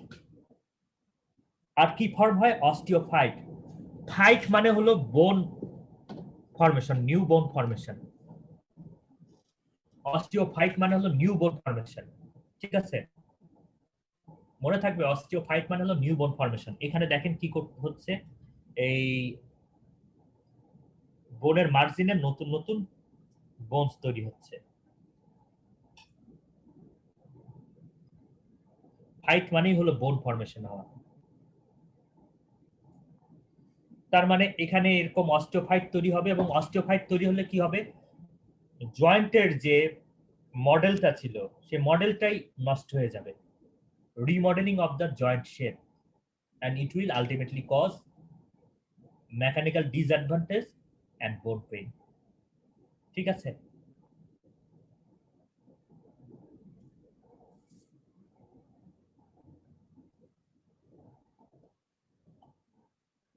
ও আর একটা জিনিস তো বলাই হয় না, যে জয়েন্ট স্পেসটা ন্যারোইং হবে। এই যে জয়েন্ট স্পেস, এই জয়েন্ট স্পেসটা ন্যারোইং হবে। দেখেন কি কি পাওয়া যায়: joint space narrowing, osteophyte, subchondral sclerosis, joint deformity and subchondral cyst. এই কয়েকটা পয়েন্ট অবশ্যই মনে রাখতে হবে অস্টিওআর্থ্রাইটিসের। এখান থেকে আর কিছু পড়তে হবে না। Bone scintigraphy is useful in diagnosis of the metastatic bone disease and Paget's disease of the bone.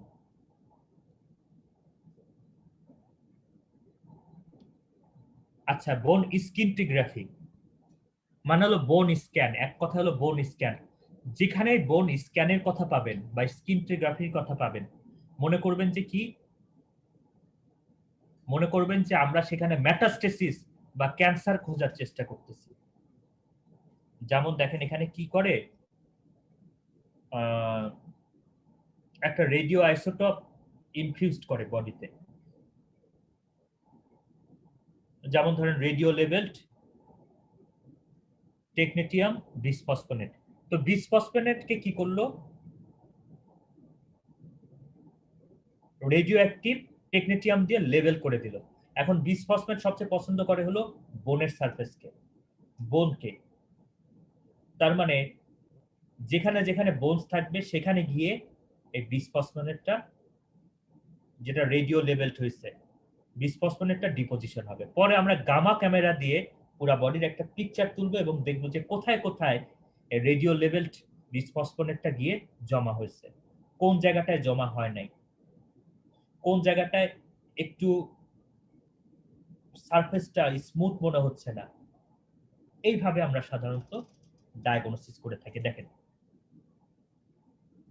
it involves a gamma camera imaging following an intravenous injection of technetium level bisphosphonate. এটা মনে রাখবেন যে বোন স্কিন্টিগ্রাফি আমরা কি দিয়ে করি। Early post injection remains reflect blood flow and can show increased perfusion of inflamed synovium, phagetic bone or primary or secondary bone tumor. Technetium level bisphosphonate localized to site of active bone turnover, অর্থাৎ যেখানে bones ভাঙতেছে বেশি এবং bones formation বেশি হচ্ছে, সেখানে সাধারণত টেকনিটিয়াম bisphosphate গুলো localise হয়। এবং যেখানে বেশি লোকালাইজ হয় সেটা দেখে আমরা বুঝতে পারি যে না, এই জায়গায় বোন টার্নওভারটা বেড়ে গেছে। তার মানে এখানে অ্যাবনর্মাল কিছু হচ্ছে, আইদার এটা হতে পারে টিউমার, এটা হতে পারে প্যাগেজ ডিজিজ। এটা মনে রাখতে হবে। Condition identified by technetium level bisphosphonate bone scintigraphy, very much important একটা স্টার। স্কেলিটাল মেটাস্টেসিস, প্যাগেজ ডিজিজ, সবগুলা টিউমার, এটা মনে রাখলেই হবে।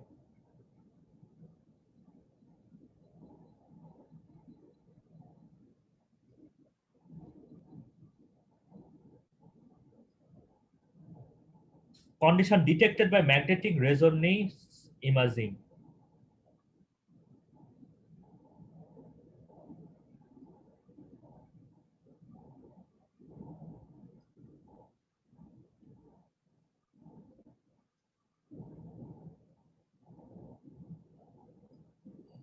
একবার রিডিং করতে পারেন, এছাড়া এটা স্টার চিহ্ন দেওয়ার মতো কিছু নাই। সবচেয়ে ইম্পর্টেন্ট হলো spinal cord compression,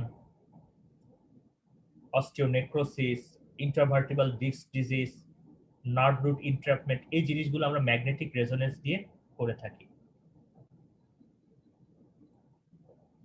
dual X-ray absorptiometry very much important. এটা দিয়ে আমরা কি করি, একটা মানুষের বোন মিনারেল ডেনসিটি কত এটা বের করি। দেখেন এটা কি হচ্ছে, estimation of the bone mineral density has a key role in diagnosis and management of osteoporosis and is best made using dual X-ray absorptiometry বা DXA দিয়ে। Measurement at lumbar, spine and hip and sometimes forearm are obtained. DXA works on the principle that calcium in the bone attenuates the passage of X-ray through the tissue in proportion to the amount of mineral present. The more bone mineral present, the higher the BMT value. Bone density measurement are often presented as T-score. এক কথায় বলি শুনে, dual X-ray অ্যাবজর্পশিওমেট্রি দিয়ে আমরা সাধারণত বোন mineral density করি, অর্থাৎ একটা মানুষের বোনের মিনারেল ডেনসিটিটা কতটুকু এবং এইটার ডেনসিটি কতটুকু, এইটার উপরে ভিত্তি করে আমরা একটা স্কোরিং করি। এই স্কোরটাকে বলা হয় হলো টি স্কোর। নরমালি আমি যদি বলি যে একটা অ্যাডাল্ট সুস্থ মানুষের বোনস থেকে একটা ডিজিজড মানুষের বোনসের মিনারেল ডেনসিটি বেশি না কম, এটা যাচাই করাই হলো ডুয়াল এক্স-রে অ্যাবজর্পশিওমেট্রির কাজ। ঠিক আছে, তো দেখেন এখান থেকে আমরা একটা জিনিস দেখতে পাবো। তো টি স্কোর করা হয়েছে বিভিন্ন রকম।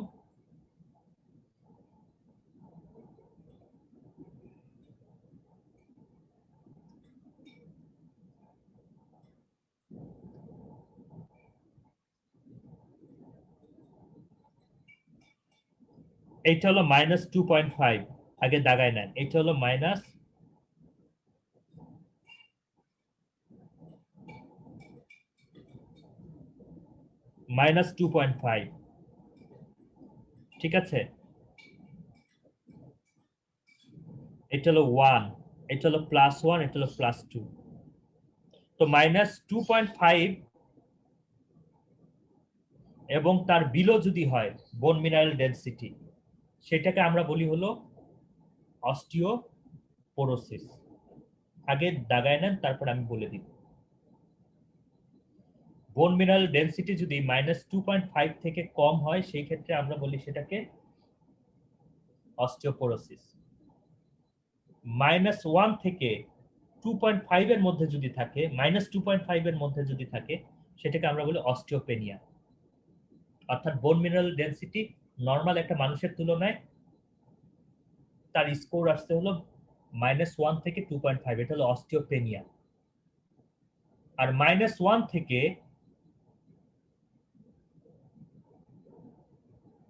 +1 পর্যন্ত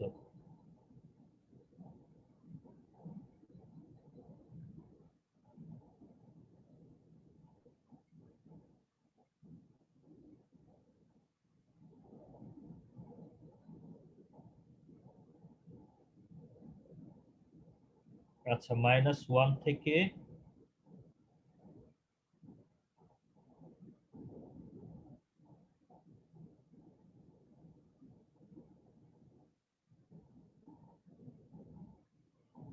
+2 পর্যন্ত এটা হলো নরমাল। -1 থেকে +2 পর্যন্ত নরমাল। তো আমরা আবার একটু দেখি শোনেন। এবার দেখেন, osteoporosis is defined in postmenopausal women and men more than 50 years old having T score of minus, এখানে একটু ভুল আছে ডেভিডসনে, -2.5 or below, shaded red in the figure. Osteopenia is diagnosed when T score is below between -1 থেকে -2.5। অর্থাৎ দেখেন কম সময় আমরা osteoporosis বলতেছি -2.5 এর 5 কিংবা তার বিলো। যদি বোন মিনারেল মানে টি স্কোর যদি -2.5 কিংবা তার বিলো হয় সেটাকে আমরা বলতেছি অস্টিওপোরোসিস, যেটা রেড এর শেড দেওয়া আছে।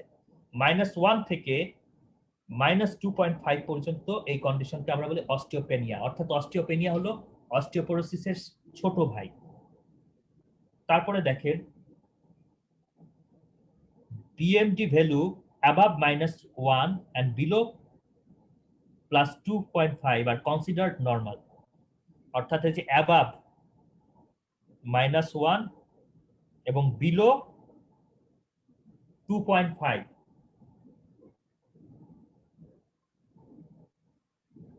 এইটাকে আমরা কনসিডার করি নরমাল হিসেবে।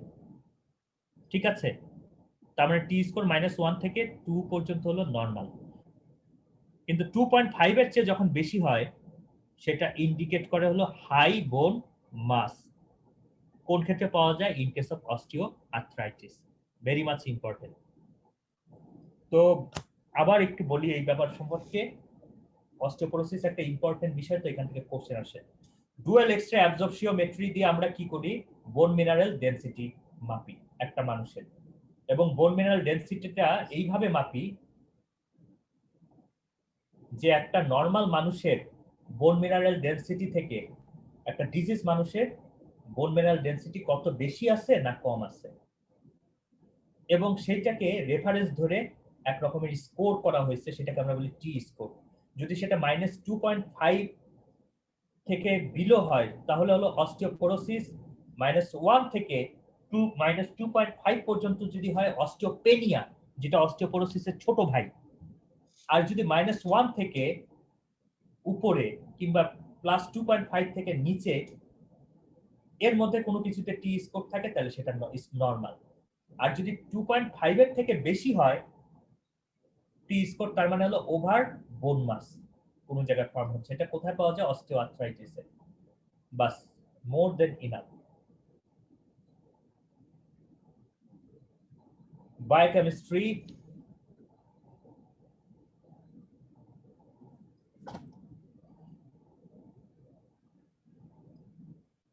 Levels of C reactive. শোনেন আমি একটা কথা বলি, আমাদের রিউমাটোলজিক্যাল যে ডিজিজগুলো মোটামুটি সবাই হলো ইনফ্লামেটরি ডিজিজ, এবং ইনফ্লামেটরি ডিজিজ হলেই বডিতে কি হবে? ইনফ্লামেটরি মার্কারগুলো বেড়ে যাবে। এর মধ্যে আছে সিআরপি আর হলো ইএসআর। এই দুইটাই হলো আপনার এনি রিউমেটিক ডিজিজে সাধারণত বেড়ে যায়। শুধু একটা এক্সেপশন আছে,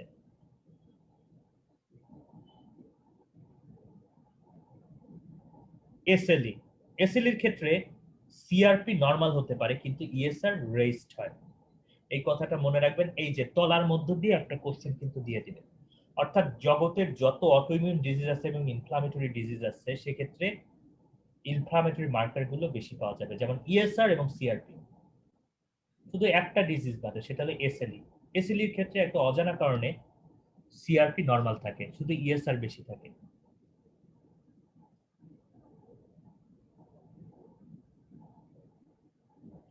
typical biochemical abnormality in various skeletal disease. 4টা স্টার দিবেন। বিশেষ করে এখান থেকে পড়তে হবে হলো primary hyperthyroidism, osteoporosis, Paget's disease, renal osteodystrophy. এগুলো আমরা তো এখনো করি নাই, তাই এখন একটু আমাদের বুঝতে সমস্যা হবে। তারপর আমি বলে দিচ্ছি। প্যাগেজ ডিজিজ, প্যাগেজ ডিজিজে কি হয় বলেন তো? অস্টিওব্লাস্টিক অ্যাক্টিভিটিও বাড়ে, অস্টিওক্লাস্টিক অ্যাক্টিভিটিও বাড়ে, দুইটাই বাড়ে। এখানে এক কথায় বলে দিয়ে যাচ্ছি। তো অস্টিওক্লাস্টিক অ্যাক্টিভিটি বাড়া মানে হলো বোনস ভেঙে ভেঙে ক্যালসিয়াম ব্লাডে নিয়ে আসা। আর অস্টিওব্লাস্টিক অ্যাক্টিভিটি বাড়া মানে হলো ক্যালসিয়াম গুলোকে বোনসে আবার ডিপোজিশন করা। তার মানে ক্যালসিয়াম যেগুলো ভেঙে নিয়ে আসছিল সেগুলো আবার ডিপোজিশন করে দিচ্ছে বোনসে। তার মানে এই ক্ষেত্রে ক্যালসিয়াম এবং ফসফেট কি থাকবে? নরমাল থাকবে।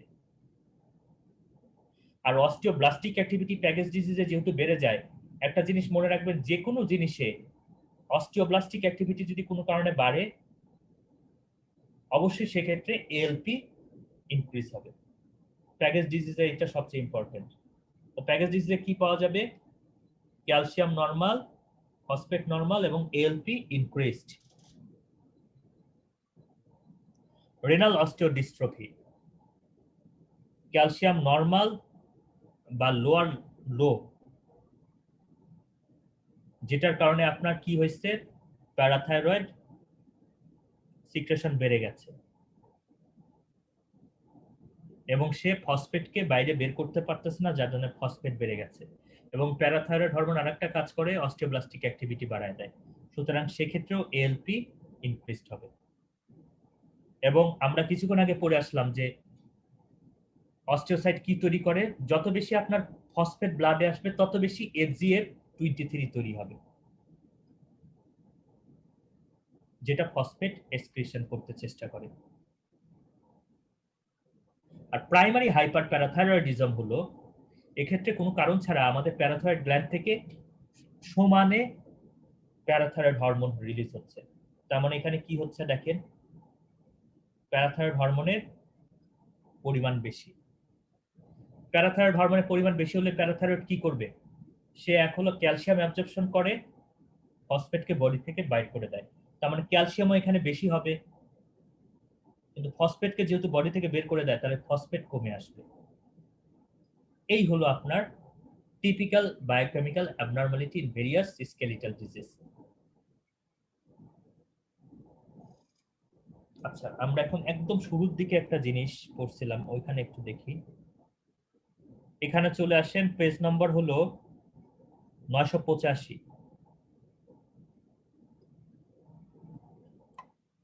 এগুলো মাঝখানে কিছু পড়ার দরকার নেই, আমি জাস্ট চার্টে পড়াই দিচ্ছি, কিন্তু এখানে এই জিনিসটা একটু দাগান। Osteocyte play a critical role in phosphate homeostasis by producing hormone FGF23। ঠিক আছে, তারপরে আরেকটা কথা দেখেন, mineralisation of bone is critically dependent on enzyme alkaline phosphatase which is produced by osteoblast and degrades phosphate, an inhibitor of mineralization. এক কথায় বলতেছি যে এএলপি মিনারালাইজেশন, একটা বোনসে যে ক্যালসিয়াম ডিপোজিশন হবে, এটা হলো মিনারালাইজেশন। এটা কার উপরে ডিপেন্ড করে? এএলপির উপরে ডিপেন্ড করে, স্পষ্টভাবে লেখা আছে। তার মানে অস্টিওব্লাস্টিক অ্যাক্টিভিটি যত বাড়বে, এএলপিও ব্লাডে তত বাড়বে।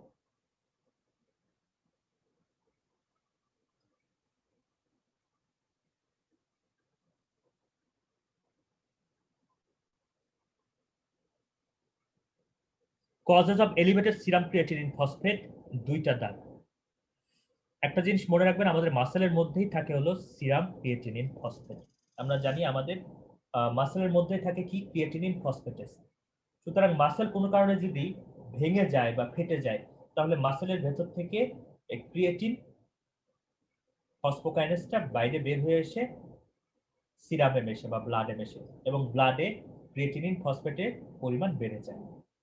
ক্লিয়ার? তার মানে any cause that degrade muscle will cause increase creatinine phosphatase in the blood. তার মানে মায়োসাইটিস, মাসেলের ইনফ্লামেশন হলে, মাসকুলার ডিস্ট্রফি হলে, মোটর নিউরন ডিজিজ হলে ওয়াস্টিং অফ দ্য মাসেল হয়, মায়োকার্ডিয়াল ইনফ্রাকশন হলে আমরা জানি সেক্ষেত্রে ক্রিয়েটিনিন এমবি যেটা সেটা বৃদ্ধি পায়। ট্রমা, স্ট্রেনাস এক্সারসাইজ, সেই ক্ষেত্রে মাসেল নেক্রোসিস হয় বা মাসেল ব্রেকডাউন হয়। এইসব ক্ষেত্রে সাধারণত ক্রিয়েটিনিন কাইনেস ইনক্রিজ করবে, লাগায় না। এখন যে জিনিসটা পড়বো সেটা খুবই ইম্পর্টেন্ট। আচ্ছা, আমরা 1.5 ঘন্টা হলে ব্রেক নিব, সমস্যা নেই।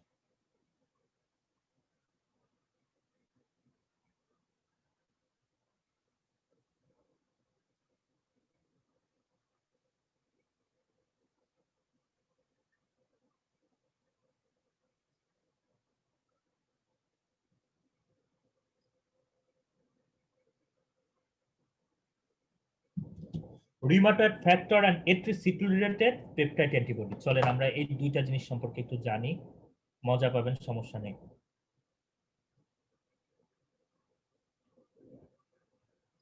মম দুঃখ বেদনা।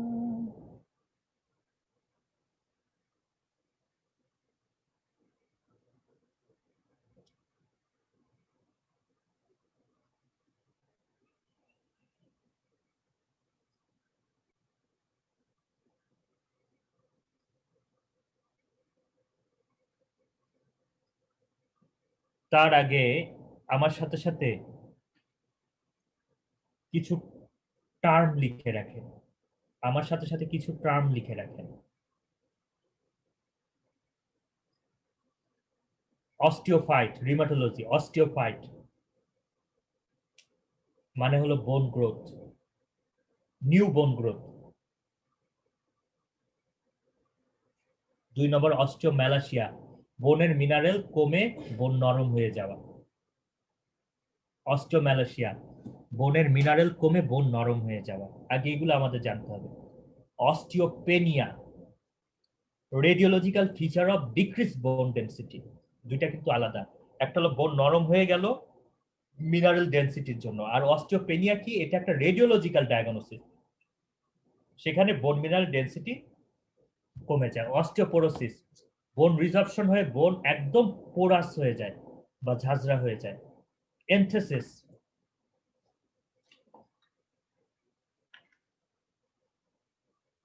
এনথেসিস হলো বোনের যে জায়গায় মাসেলের টেন্ডন ইনসারশন হয়। পরে যে এনথেসাইটিস এনথেসাইটিস করব, মাথায় কিন্তু কিছু ঢুকবে না। এনথেসিস মানে কি তাহলে? এনথেসিস মানে হলো বোনের যে জায়গাটায় মাসেলের টেন্ডন ইনসারশন নেয়। তার মানে এনথেসাইটিস মানে কি?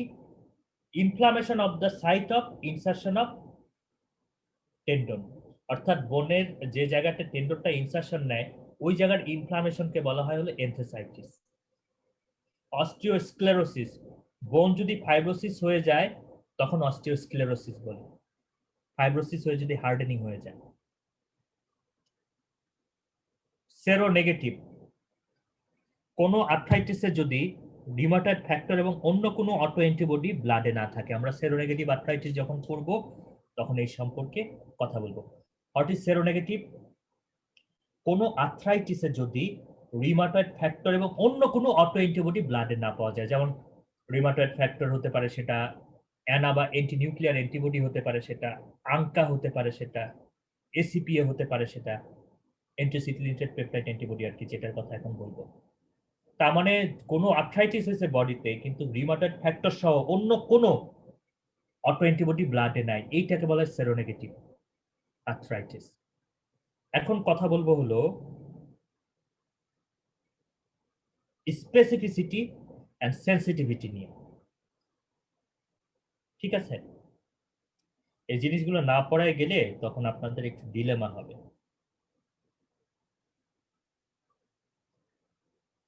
স্পেসিফিসিটি অ্যান্ড সেন্সিটিভিটি, ধরেন একটা মানুষের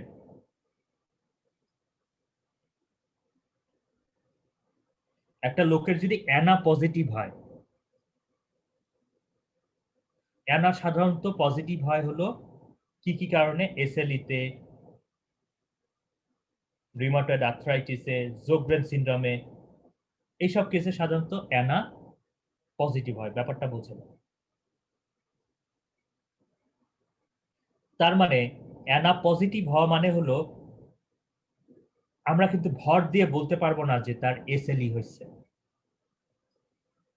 বলতে পারবেন ভর দিয়ে?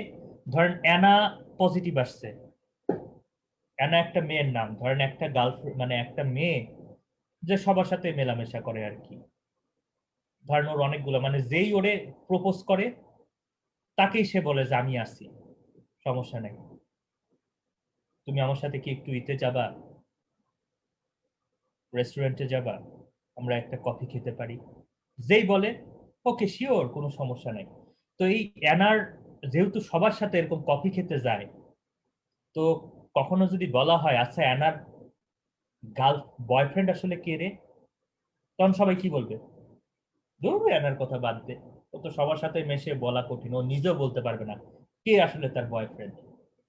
তার মানে বোঝা গেল যে অ্যানা খুব তাড়াতাড়ি রেসপন্স করে সবাইকে, তার মানে তার সেন্সিটিভিটি অনেক ভালো।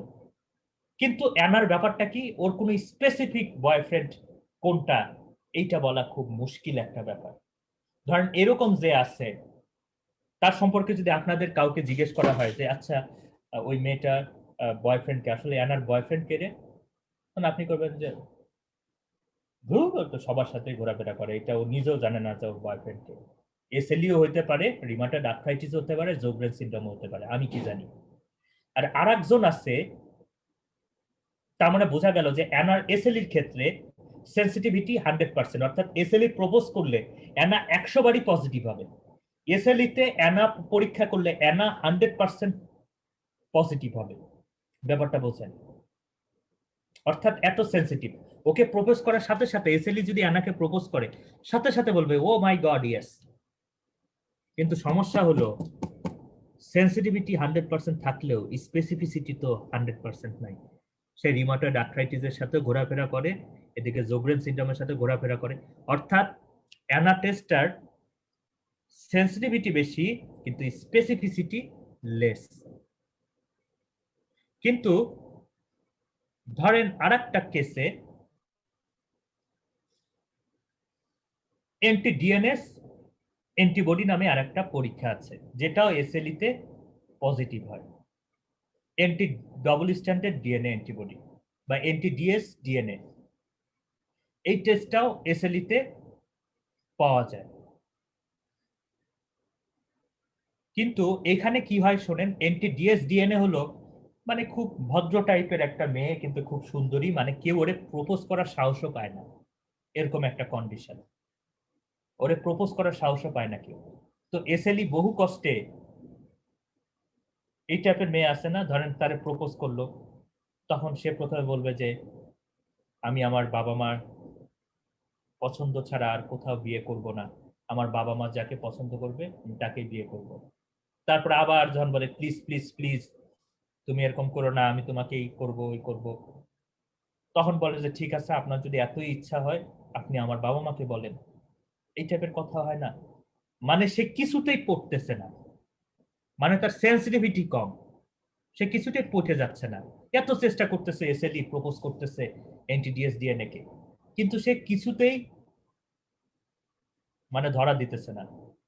তারপরে এরকম যখন স্যান্ডেলের তলা ক্ষয়া হয়ে যাইতেছে পুরাই, এরকম একটা কন্ডিশনে এক সময় অনেক চন্দ্র সূর্য কসম টসম ফ্যাটে একসময় বলে ওকে ঠিক আছে, ফোনে বলা যাবে না, আমি মোবাইলের টেক্সটে পাঠিয়ে দিচ্ছি। তারপরে মোবাইলের টেক্সটে আসে লাভ ইউ। অর্থাৎ এই যে এই একটা কন্ডিশনে এই মেয়েটা শুধু এসএলইর সাথে তখন চলাফেরা করবে এমটিডিএস ডিএনএ। তার মানে কাউকে যদি বলা যায় যে এই এমটিডিএস ডিএনএ এর বয়ফ্রেন্ড কে রে, এক কথায় বলতে পারবে যে না, ও আর কারোর সাথে এরকম উল্টাপাল্টা কোনো কিছু করে না, কথা পর্যন্ত বলে না, ও শুধু এসএলইর সাথে ঘোরাফেরা করে এবং একই সাথে এসএলইর সাথেই রিডিং রুমে বসে পড়াশোনা করে। তার মানে ব্যাপারটা কি, এনটিডিএস ডিএনএ হলো হাইলি স্পেসিফিক ফর এসএলই, মানে এর ক্ষেত্রে ও অন্য কোন, এবং কিন্তু সমস্যা কি, লেস সেন্সিটিভ। অনেক প্রপোজ করার পরে তারপরে সে রাজি হয়েছে, কিন্তু একবার যেহেতু রাজি হয়েছে অন্য কারোর দিকে আর চোখও দিতেছে না। অর্থাৎ এনটিডিএস ডিএনএ পজিটিভ হওয়া মানে দিস ইজ মাস্ট এসএলই, কিন্তু সবসময় এটা পজিটিভ হয় না, সবসময় পজিটিভ হয় না, তার মানে হলো এটা লেস সেন্সিটিভ। কিন্তু পজিটিভ যদি হয় দিস ইজ মাস্ট এসএলই, তার মানে এটা মোর স্পেসিফিক। আশা করি স্পেসিফিসিটি এবং সেন্সিটিভিটির ব্যাপারটা আমি বোঝাতে পারছি। অর্থাৎ স্পেসিফিসিটি হলো একটা টেস্ট, একটা মানে ডিজিজ একটা টেস্টকে কতটুকু ভালোবাসে। তাকে এটা বললে আবার আপনাদের মাথা আরো ঘুরে যাবে। জাস্ট মনে করবেন যে আমি যেভাবে ইটা দিচ্ছি,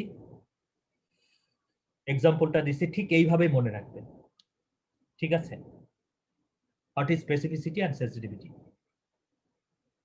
ওকে,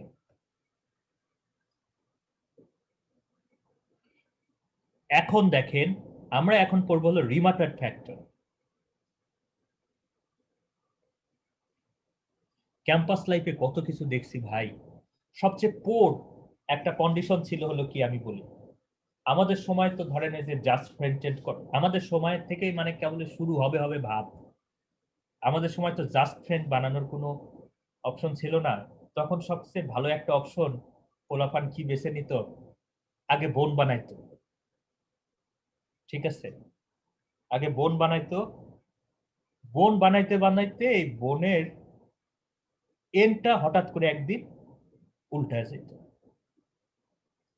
ঠিক আছে, ও মা, এতদিন বোন বোন, এই আসলে তেমন কিছুই না, আমার বোন হয়, আমরা ভাই বোন, ভাই বোন, ও ভাই ভাই, সেরকম নাটক। হঠাৎ করে একদিন দেখি কি রিলেশন, একসাথে লাইব্রেরিতে বসে পড়াশোনা করতেছে, একদম ওই কর্নারে যে জায়গায় ভালো মানুষরা বসে না। তো এইটা আগে অ্যাপ্রোচ ছিল, আগে বোন বানায় তারপরে প্রেম। এখন অবশ্য আলহামদুলিল্লাহ এই জিনিসটা কমে গেছে, এই জিনিসটা এখন কমে গেছে, এখন ফ্রেন্ড বানায় তারপরে হয়তো বেস্ট ফ্রেন্ড বানায় তারপরে হয়তো একটা ব্যবস্থা হয়। আমাদের সময় যে বোন বানানো ছাড়া আর কোনো অ্যাপ্রোচই ছিল না। এই আন্টিদের সাথে ফোনে ফোন ধরাই দিলে যে ঠিক আছে আম্মুর সাথে কথা বলো, তখন ওই যাই বলুক আলটিমেটলি লাস্টে বলতো ঠিক আছে ভাই বোন তোমরা ভাই বোনের মতো থাকো। এই হলো কন্ডিশন ছিল। তো যাই হোক, রিমাটয়েড ফ্যাক্টর নিয়ে কথা বলতেছি।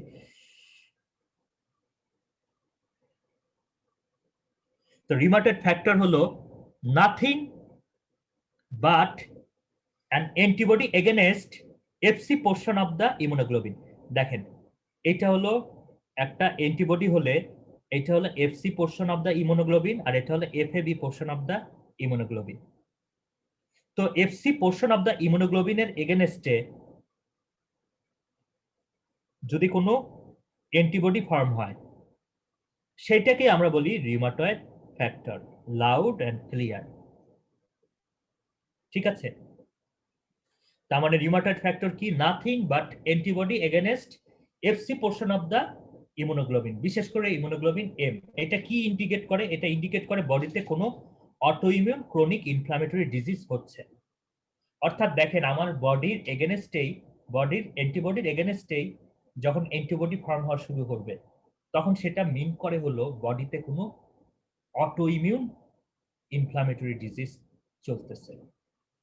ঠিক আছে, মনে থাকবে এই রিউমাটয়েড ফ্যাক্টর কোনগুলো জিনিসে আপনারই হয়, পজিটিভ হয়, এসএলইতে, রিউমাটয়েড আর্থ্রাইটিসে, জোগ্রেন সিনড্রোমে, ইভেন নর্মাল পারসনেও আফটার 65 ইয়ার্স অফ এজ।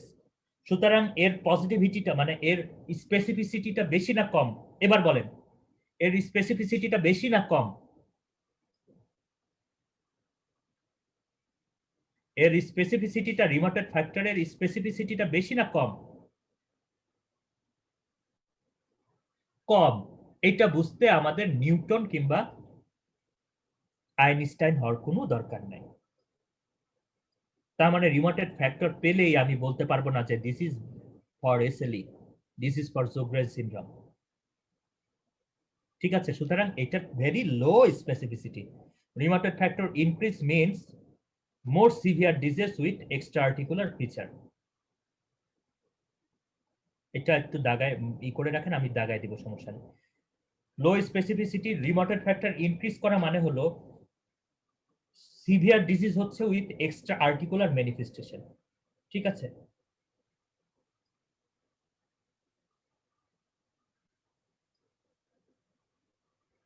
আচ্ছা এখন আরেকটা জিনিস সম্পর্কে আমরা জানবো, সেটা হলো এসিপিএ। তারপরে একসাথে দাগায় দিব ACPA, anti citrullinated peptide antibody, anti citrullinated peptide antibody.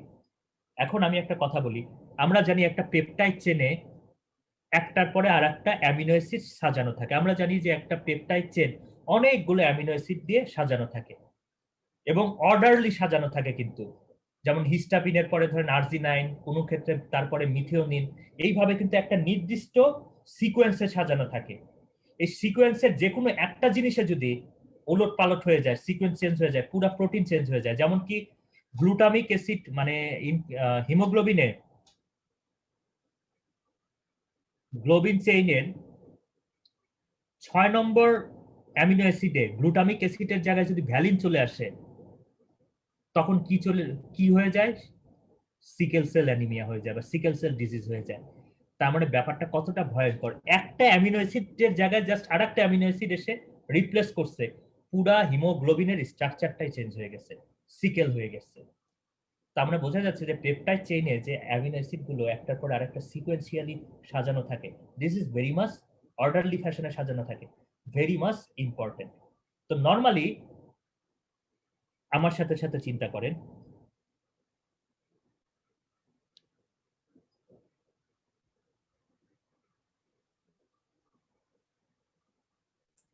Normally আমাদের সাইনোভিয়া, এটা হলো একটা বোনস, আর্টিকুলার কার্টিলেজ, এরপরে হলো সাইনোভিয়াল, চারপাশে আছে সাইনোভিয়াল মেমব্রেন। কোনো কারণে যদি সাইনোভিয়াল মেমব্রেনের কোনো ইনফ্লামেশন হয়, কোনো কারণে যদি সাইনোভিয়াল মেমব্রেনের কোনো ইনফ্লামেশন হয়, যেটাকে আমরা বলি সাইনোভাইটিস, তখন ওই সাইনোভিয়াল মেমব্রেন থেকে এক রকমের এনজাইম রিলিজ হয়, যার নাম হলো পেপটাইডাল আর্জিনিন ডিঅ্যামাইনেস। পেপটাইডাল আর্জিনিন ডিঅ্যামাইনেস, এটা নোমেনক্লেচারের দিকে ফলো করলেই আপনি বুঝতে পারবেন কি বলতে চাইছে।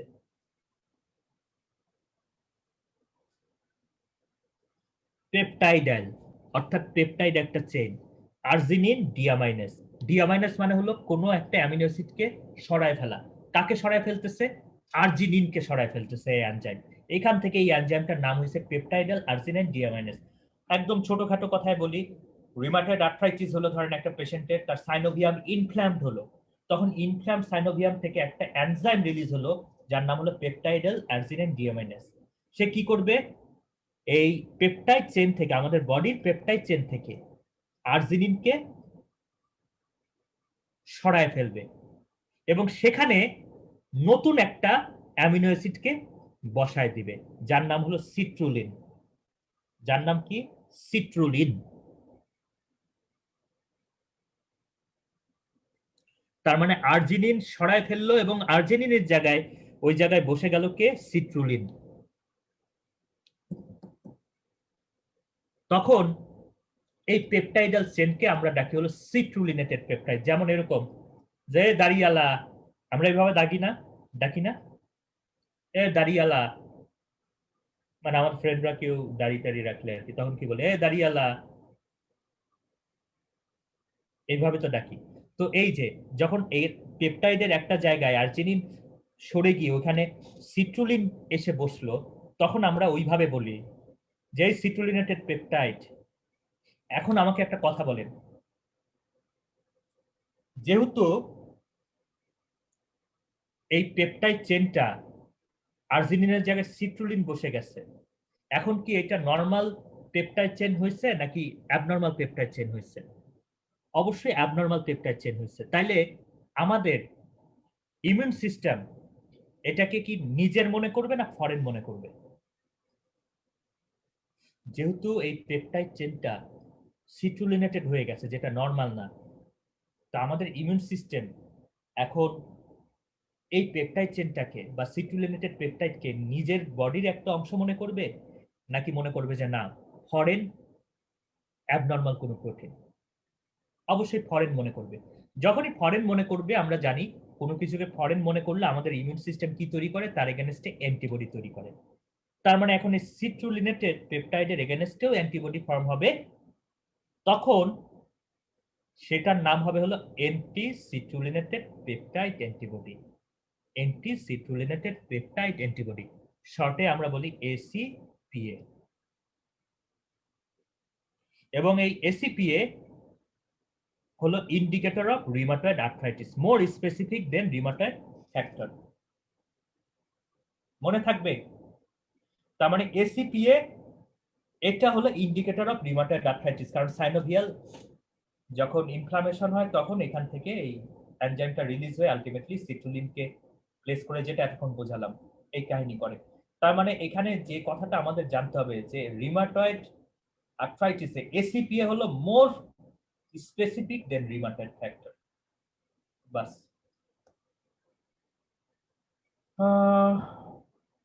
আমরা কি একটা ব্রেক নিব?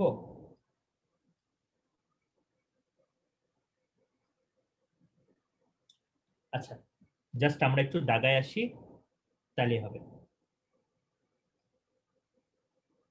Rheumatoid factor, antibody directed against Fc fragment of the human immunoglobulin, সাধারণত এটা ইমিউনোগ্লোবিন এম টাইপের।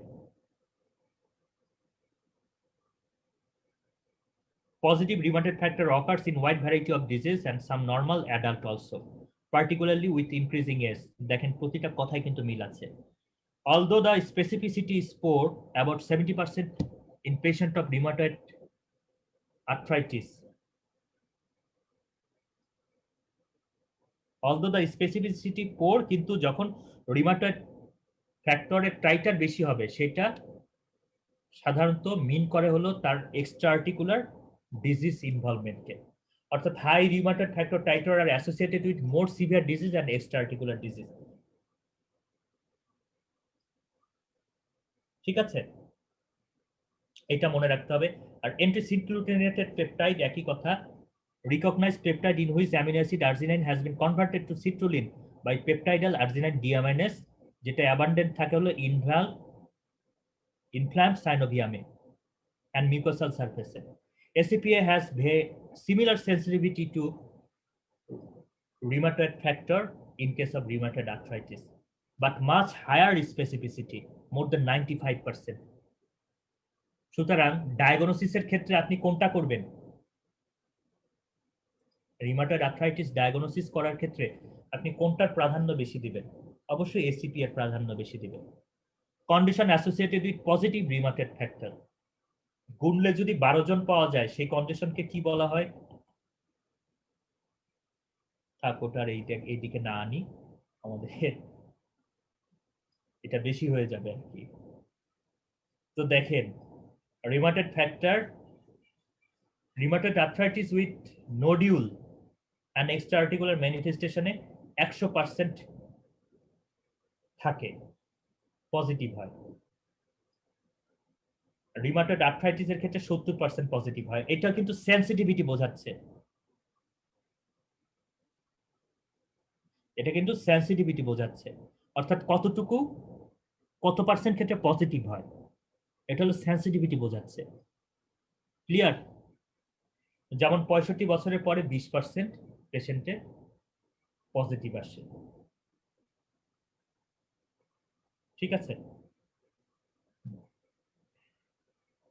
এইটুকু পরে আমরা এখনকার মতো ব্রেক নিব। জাস্ট আরেকটু অ্যান্টি নিউক্লিয়ার অ্যান্টিবডি, এটা আমি যা যা বলি Dagan.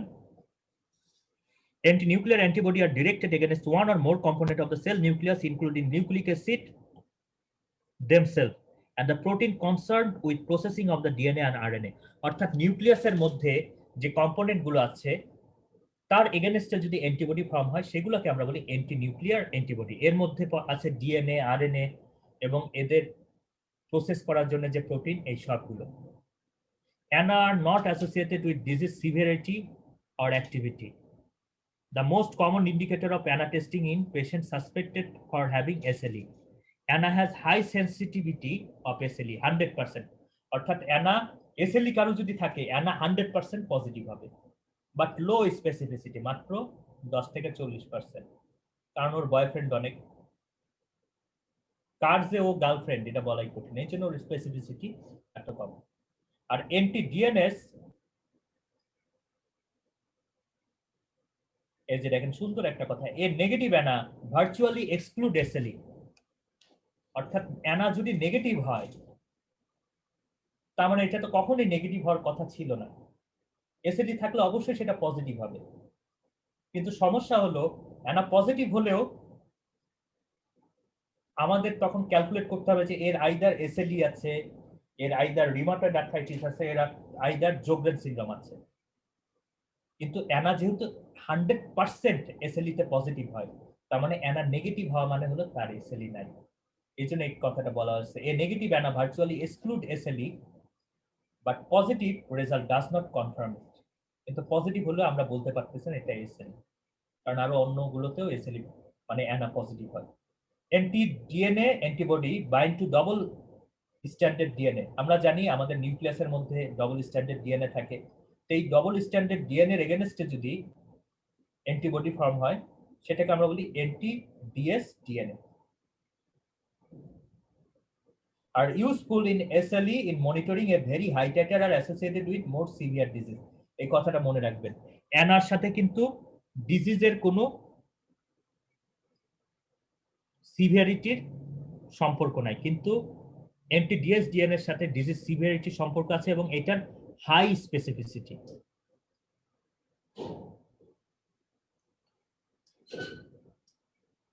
Condition associated with positive antinuclear antibody.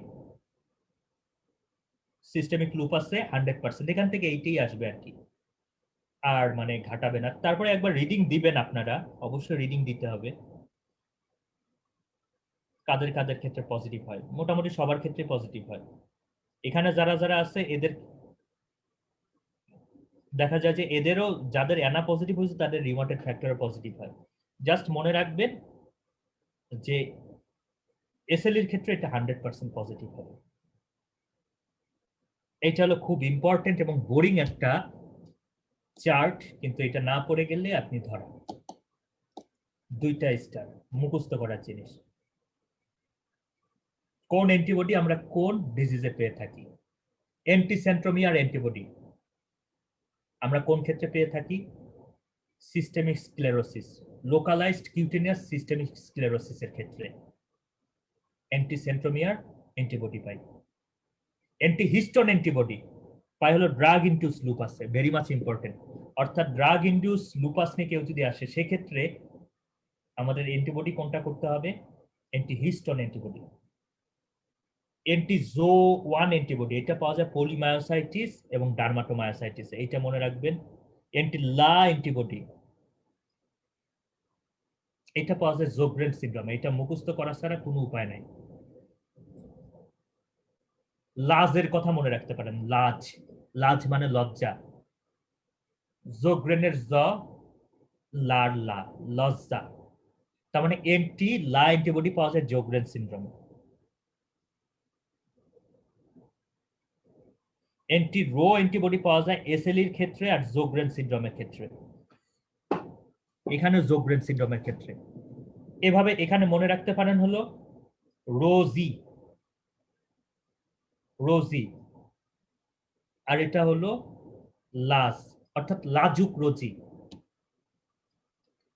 লাজুক রোজি। লাজুক মানে হলো এন্টি লা অ্যান্টিবডি ও জোগ্রেন সিনড্রোম, রোজি মানে হলো জোগ্রেন সিনড্রোম। ক্লিয়ার? জিনিসটা কিন্তু একটু আপনাদের সোজা করে দিলাম। তারপরে অ্যান্টি স্মিথ অ্যান্টিবডি, এটা পাওয়া যায় হলো SLE associated with renal disease, important. Anti Smith antibody পাওয়া যায় SLE associated with renal disease. Anti SCL17 বা টোকোআইসোমারেজ পাওয়া যায় হলো ডিফিউজ সিস্টেমিক স্ক্লেরোসিসে। এটা কিভাবে মনে রাখবেন? SCL তে কি? স্ক্লেরোসিস, সুতরাং SCL17 যদি দেখেন তাহলে মনে রাখবেন ডিফিউজ সিস্টেমিক স্ক্লেরোসিস। আর সেন্ট্রোমিয়ার অ্যান্টিবডি যদি পান তাহলে মনে রাখবেন হলো C for centromere, C for cutaneous, সেটা হলো কিউটেনিয়াস সিস্টেমিক স্ক্লেরোসিস। আমি একটু নিমোনিক দেওয়ার চেষ্টা করলাম, এইভাবে মনে রাখতে হবে আপনাদের। এটাই লাস্ট, এটাই লাস্ট, এই যে এটাই last. Anti neutrophil cytoplasmic antibody, অর্থাৎ অ্যান্টি নিউট্রোফিল সাইটোপ্লাজমিক অ্যান্টিবডি কে আমরা বলি আংকা। এটা হলো একটা immunoglobulin G type of antibody যেটা ডিরেক্টেড হয় এগেইনস্ট সাইটোপ্লাজম অফ গ্র্যানুলোসাইট বা neutrophil. It is useful in diagnosis and monitoring of the systemic vasculitis, very much important.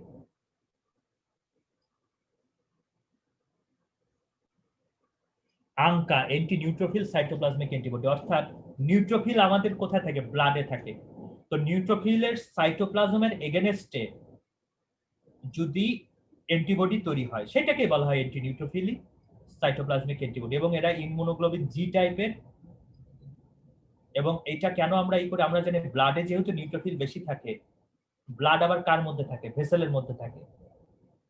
সুতরাং এই নিউট্রোফিলের যে সাইটোপ্লাজম এবং আমাদের যে অ্যান্টিবডি ফর্ম হলো ওই সাইটোপ্লাজমের এগেনস্টে, ওখানে কি তৈরি হচ্ছে, দুইজনের ইমিউন কমপ্লেক্স তৈরি হচ্ছে। ইমিউন কমপ্লেক্স তৈরি হলে কি হয়, কমপ্লিমেন্ট অ্যাক্টিভেটেড হয় এবং ইনফ্লামেশন হয় আলটিমেটলি। তার মানে ভেসেলের ইনফ্লামেশন ডেভেলপ করে, পরবর্তীতে ভাস্কুলাইটিস হয়। ভেসেলের ইনফ্লামেশনকে ভাস্কুলাইটিস বলে। তার মানে আঙ্কার রিপ্রেজেন্ট করে হলো সিস্টেমিক ভাস্কুলাইটিস, এক কথা মনে রাখবেন।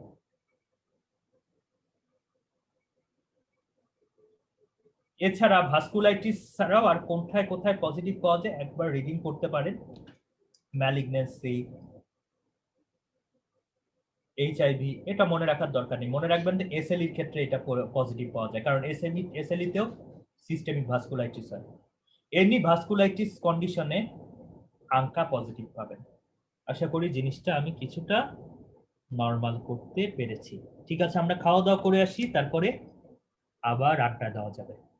20 মিনিট সময়, আমরা 11:04 আবার শুরু করবো। Thank you.